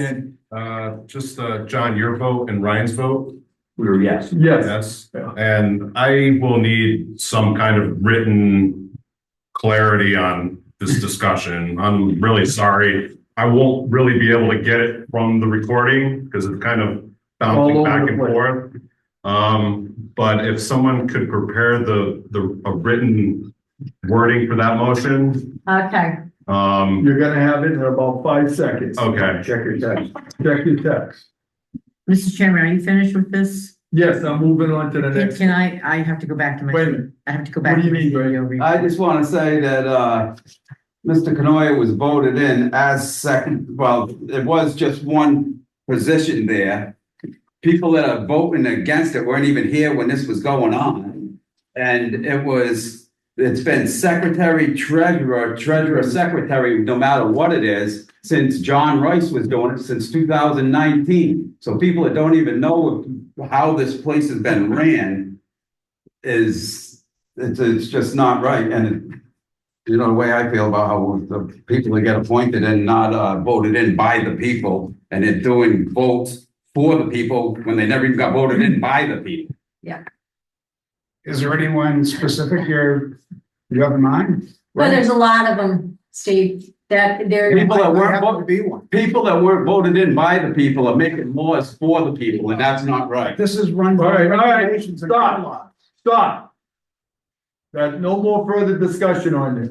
Okay, everybody, I want to move on to the next item. Can I Go go back ahead. to my Go CEO ahead. report? Finish Oh, it. I'm sorry, Russ had something. He Nope. said- I pointed to you. Okay, all right. So all of you know that there's, nationally, there's a new concept of using containers to build houses. And we really have not had anyone approach us until tonight of the concept of using containers. And this gentleman is here, to present a site plan of development for multi-housing, right? It's one house. One house. Oh, okay. All right. So can you give him a couple of minutes and listen to his proposal? Yes. And with the understanding that Stand right up. it's containers. Right there, and give your name and address and everything, so you'll be on record. Hello. My name is Carlin Thomas. I live at 62 O'Leary Road. And I have an idea to build shipping container house. You, So Yeah, let him talk. the normal shape of these containers is 8'9" high, 8 foot wide. And they also come in 20-foot lengths. We were looking to use 40-foot lengths and turn them sideways So the flooring, which has cross member supports, will support the structure above. There's very chemical filled plywood in the bottom of these shipping containers so that the bugs and the rot, So I want to get rid of that because that's nasty. And our current idea is for 11 containers together. So with 2 more on top. You want to do 2-story? Yes, So please. to speak. That's the current idea. I want to know what I can get approved, what I have to do. First of all, you would have to go to the building inspector's office. Ms. Dunn will help you with that, all right, because that's building code. Okay, then after that, I believe it would be like come under zoning jurisdiction to a point. But you're actually like building a house on a piece of property you own. But you're using steel containers instead of using stick, as we used to say in the old days, Yes. stick up a build. So, I think it's a good concept. There's a lot of them being built today. I've worked on a few of those projects and people use them, started in a hole and built it right up 3 stories high. So I think it's a good use of steel containers instead of them trying to scrap them because they get to be a nuisance when being scrapped. So it's a good thing. And they end up being nice houses with the windows and doors and everything you put into it. Yeah. So let her, go ahead. And I think I brought it to you because our regulations don't necessarily address using containers and converting them into structures, but all our districts say you can have a dwelling structure. Correct. So it would be considered a dwelling structure. Right. So the building. Go ahead, Ray. Russ. Has anybody driven down Route 6 in Providence to Route 10? Yep. There's an office building made completely of shipping containers. You might want to get pictures of that. Yeah. Bring it to the building department before you go to the building department. And the reason why that these shipping containers were used as, to make an office building was they are structurally sound and they can take the weight. So by having these pictures, it will help you go to the building department and say, here's some pictures that are in Providence of a building. And then you can pull all the stuff off the internet. Just a word of advice. Do you remember, I used to remember the name of that place. It's right on the side of the dance. Yeah, right there. You can't miss it. If you're going down Route 6, Route 10 goes to the right. What's that? Hang on a second. It's on Route 6. If you go Route 6 from 95, you take Route 6 going west, it's right there on the right-hand side. If you're coming east, it's right before 95 on the left-hand side. Right next to Rhode Island DMV and a couple other. They got one that's about 4 stories high. What's that? They got one, they built 4 stories. This one I believe is either 4 or 5. Something like that, yeah. So you might want, like I said, take advice, get some pictures of it, because the doors open up where they put glass there. Yep. And they're permanently open, or they can close them during hurricane and stuff. So you might want to look at that before you actually do your concept of the house. All right. I would go to Killingly, automated rolls out. Automated rolls, yeah. There's that pond, there's a road right before the automated rolls. Go down that road, take a right, go along the pond, there's a shipping container house right there with 3 levels, all different configurations. I would probably talk to him, but that's an actual house. It's local, 10 miles down. Yeah, it's local. It's, and you'll get a good idea. You can even talk to the building office over there, see what they have recommendations. Great. So it's right there. But you already have a drawing right there, what you want, right? Yes. And we see it? Do we pass? And so looking at that, give me a call. Thank you. I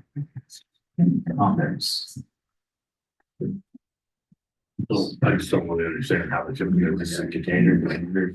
That's our room layout, but While you guys are looking at that, That's all for my CEO report. Thank you for letting me go back to it. Your bill's huge, huh? Hey, guys. but I want to get to Article 13. Okay. New business, Robinson and Cole Construction Wireless Telecommunication Facility at 15 Thatcher Road. Right, you got the PDF of the whole packet. Here's the packet. If anybody wants to see the copies of it. That's the one setting council language, right? Yeah, it's all automatic. They handle it. Exciting, yes, but we just always get the information. All right, number 14, review of the ZBA applications. 8 minutes. You have any? Yeah, they should have been. I in the know, packet, yeah. Okay. And we don't even worry about the applications. That's all you, right? If there was something That's right. that we needed to know, you tell us. Yeah. Thank you. Number 15, citizen comments. Anybody in chat? Joseph Peretti Brown. Go ahead. Go ahead, Joseph. Thank you, Mr. Chairman. I would just say the following. Words have meaning. The word total has meaning. The word chairman has meaning. Regulations and bylaws have meaning. And when we stray from the meaning of those words, we stray from our purpose as a commission. Been taken note of. Thank you, Mr. Brown. Number 16, commissioner comments. I hope you guys don't say anything, please. All right. You want me to? Right. No, His no. hand up. 50 words or less? No, not even that. Okay.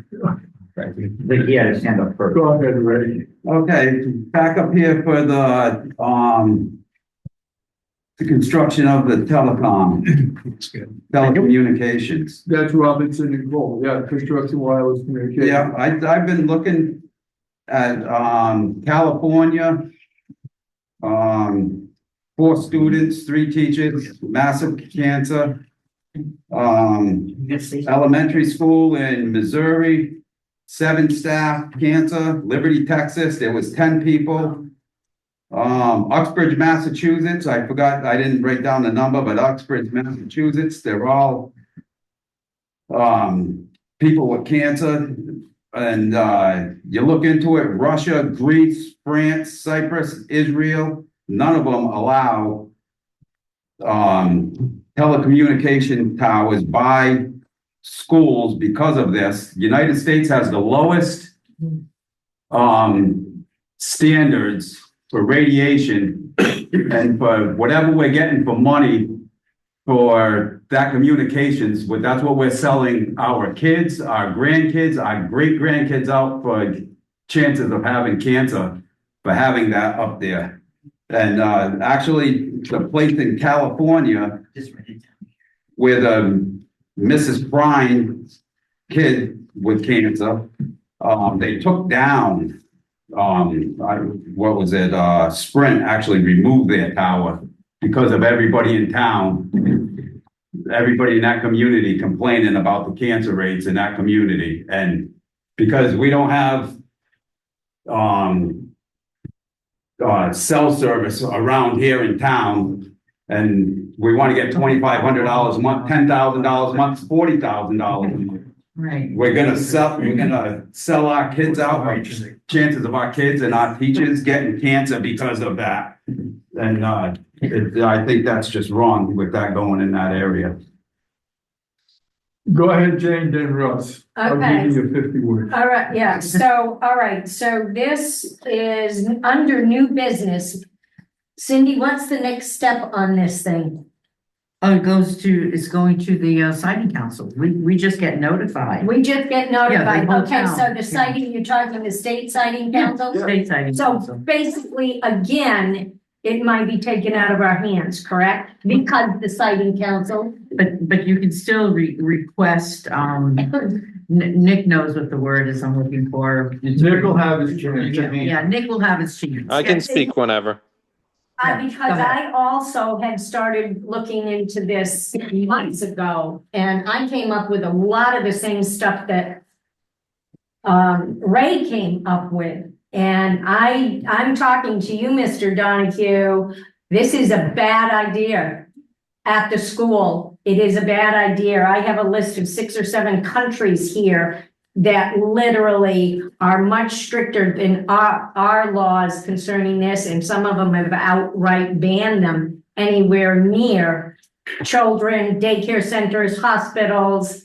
I think there needs to be some pushback on this, and I don't have children in the school system anymore, but that doesn't mean I don't care about the children that are up there. And I think, Mr. Donahue, this is not a good idea. Go ahead, Russ. Oh, I have nothing to say. Okay, I was just adding to your comment. That's all. Mr. Donahue, you like to speak on that? Yeah, real quick. And I did bring, it's Ray and Jane. It's funny. That did cross my mind also. And I did have pretty extensive conversation with the group on that. Obviously there's going to be a siting council decision. There's also going to be an FCC audit and decision of licensure. There's also going to be an environmental study, which is currently going on, which is going to take all this into account. I will say the setbacks of the tower are on the back right side of the baseball field behind Teague. I'm not exactly sure the exact setbacks to that. I want to say it's probably a couple thousand feet. The next closest tower being on Riverside, no, not Riverside, right across from Main Street Gelato. That being said, I don't know necessarily if there's any proven evidence of cell phone towers linked to cancer. I can't scientifically say that. I had done a fair amount of research on the Uxbridge incident, and they don't seem to have any direct correlation of ties of the rates there. That being said, it is definitely in the back of my mind, and pending a siting council decision, FCC decision, and an environmental study. I think we'll have more information then. That being said, Cindy, the word you're looking for is to become a party to, and we are a party to this case due to the fact that we are a owner of the land that would be leased. So we are a party to this case. So we would be getting regular information and whatnot. That being said, the building committee has the environmental audit paperwork. I had asked Mr.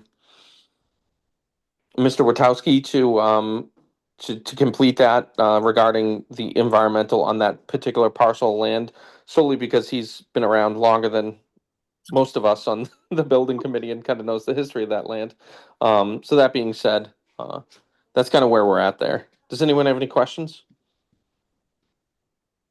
Yes, I do. Are you gonna post this on the town website to let the town citizens know that this is gonna be there, so that they have time to Yeah. go after the siting council instead of waiting until the siting council already votes on it, like. I don't believe, Ray, the town citizens can go after the siting council. They can put up plenty of signs and they can start harassing the siting council on it, contacting the siting council and giving them information. That's right, emails. This is almost like a backdoor thing without the. It definitely is not a backdoor thing. It's been posted about and talked about on social media. It's been talked about at every board and commission meeting. So it is not a backdoor deal. I think it would be very beneficial for the people sitting in this board to go to other meetings in the town regarding everything, whether it be finances, board of selectmen. This is widely talked about, and it has been widely talked about. So there is nothing backdoor about this whatsoever. Not put out to the citizens. It most definitely has. May I make one statement? Hang on, Mr. Donahue. Mr. Donahue, somebody at one point thought plastic bags was a good idea too. So, Fair. yeah. So, I'm not saying it's a bad idea. I'm not saying it's a good idea. I say that we get the factual scientific information before we make any conclusions on the health risks of a cell phone tower 2,000 feet away from the school. And quite personally, I wish we were all so passionate about funding the school appropriately than we are about keeping a cell phone tower away from it. I have a question for you, Mr. Donahue. Yes. when this is all said and done, you know, you're doing all the legwork, you know, environmental and all it is. Once it, say, whatever, how it turns out, it still has to go through a town meeting to verify because it is town property. It does not.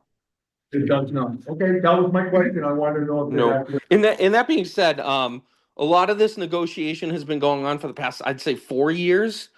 It was pretty much finished when I got into office. The only thing that I changed in the contract was to put a clause in there that we had access to use it for emergency communications, meaning public safety ability in town communications, because that clause was not in there. And I think that's rather important that our fire departments and or police departments should have a public safety use at no charge to this tower. So that was the only thing that we changed in there, to be very transparent. It's almost like Mountain Hill Road, tower, that was all for communication, but. Yes, that's correct. So we kind of tied in with that, so to speak. All right, now we got that all settled. Next meeting is number 17, what? I've got some, Commissioner. Go for it, let's go. So I attended the Killenly Planning and Zoning Commission meeting. It was on June 15th. Just in case anybody's not aware of what's going on there.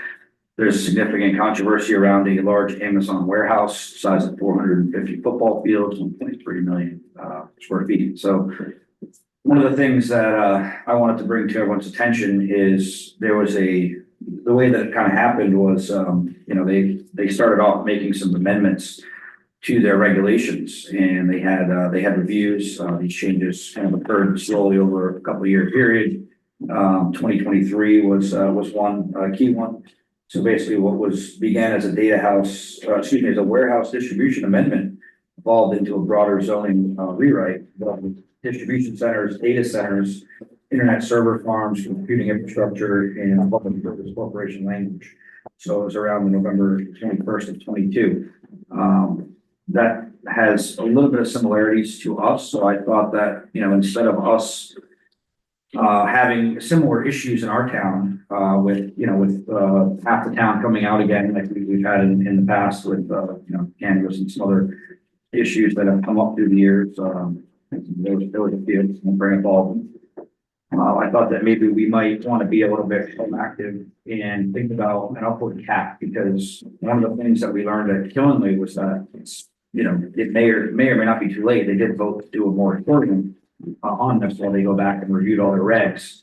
But since we don't have to come to our head with an application in, we might want to consider putting some kind of an upward cap on warehouses, so that, you know, maybe unless you guys want to have Amazon build a Ryan, when you say an upward cap, you mean a square footage? square footage, yeah, like a square footage upward cap on some, you know, some type of development. Right? You know, sure.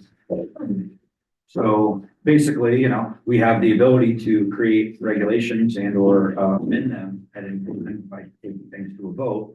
You know, the Killenly folks are, you know, in a really, really tough situation. These meetings are 4 hours, by the way, and then people hang out in the hallway, so it's about 4.5 plus hours.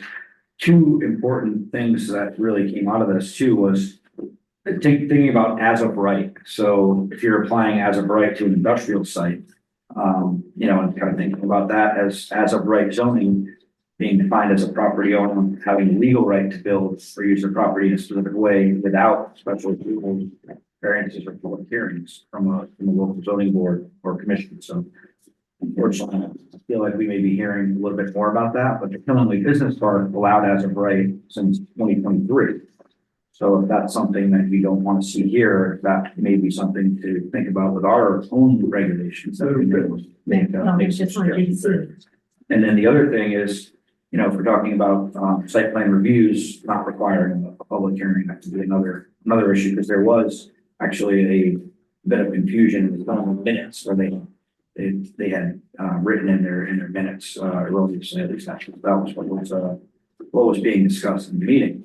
So, you know, at the end of the day, I think Killenly did have a hearing, and you know, we're at a point where this stuff is coming at us really fast, and it's going to be at our doorstep sooner than we like. It is data centers are here. There's, 5,000 plus of them all over the country. If you guys think that's a good idea, I could probably write a book on why it's not and, what that would do to a small town like ours. And, what it would do to the electricity bills. It would skyrocket them. It would take away, water supply. It would. It would Brian, may I just make a point on the data centers? Sure. Okay. No? Okay. Continue. Yeah. Then he can- Yeah, okay. So in conclusion, I wanted to come up and see if anyone wants to, make a motion, regarding an upper limit and maybe get some type of consensus on what that would be. Again, Killingly is the 1.3 million square foot. Not sure where we would have a project of that magnitude here. There may or may not be one or two spots in town, but again, it's something that we should have on our radar and, it's happening really close to us. Chairman, Hang on a minute. specifically to Ryan's point about making the motion, what I would recommend as a preferable way to attack this, since you're going into your regs review, is I spend that time looking into some of the options. This is nothing on the table for you to make a motion on here Right. But it can be discussed more. in more depth in subcommittee. I'm trying to build a consensus here and bring it to a subcommittee, I guess is what I'm saying, and thinking about where we might. Go ahead. My suggestion is, because when I brought this up about the data centers at our last subcommittee, I think that as a commission, we all should be writing down some things that we are concerned about, that we want to see discussed in subcommittee meetings. So that we have an idea of what, because there's a lot of other things that are going through my head, and I'm sure everybody else's. So I think that is something that we can do as commissioners, to literally write it down and get it into us so that we can set up a subcommittee to deal Well, with. we have a subcommittee coming up. Yes, and it can be yes. done. So anything that anybody wants to write up I'm or doing give, yeah, I'm Give gonna it- say it, we can send it to Tara. give it to Tara. Yeah. So she can put it all Yes. together, have it in a good form. And so when we do get into it, we can jump into it. Yes. Will that be okay? Yes, Yes. yes, that's. Go ahead. much more The orderly only way. thing that I wanted to mention about data centers is they come in all shapes and sizes. They're not all cookie cutter. And they can be negotiable as well. And what I mean by that is some data centers come with their own power plants. They provide their own power, then they share that power with the town, bringing down the power rates. So it's not one size fits all. There are negotiable pieces to that, just to keep in mind. Well, write that all down, please, and submit it to her, and then we'll have it in a second. Good, that's the best way, you know what I mean? The way they tend to be had is larger companies will outsource them to third-party companies. So in the case of this Amazon warehouse, it was Ryan Companies LLC, and then there could be Amazon. So a lot of times in the tech world, Amazon, NVIDIA, all these guys, the way they do it is they don't own it. They don't want anything to do with liability, because there are significant liabilities that come out from this. And if something does go awry, whether it's with battery or other issues, the fire issue came up a lot in the Killing planning and zoning. Lithium batteries catch on fire. This is a massive hazard. So a lot of these big tech companies refuse to have this on their books, and they will have it third parties. Because third parties are happy to do it because these companies have unlimited money. And you can just follow the money trail. The other guys take the risk, they get paid on reward, and they separate themselves from the data center, but they get off option. So that's great. Okay. You all set? I think so. I mean, Whatever you got on Yeah. this, put it all down on a nice little spreadsheet. Yeah. And give it to the Director of Planning and Development for the subcommittee. That's coming up, okay? So that's the best place we can do it, so. And anybody else here? All right, a motion, huh? 9:18. 9:18. To adjourn the meeting. Aye. 9:18 PM. I'll second it. And what's the date? Yeah. Next meeting, next meeting, July 27th. Seconded by Jane, right? Yes.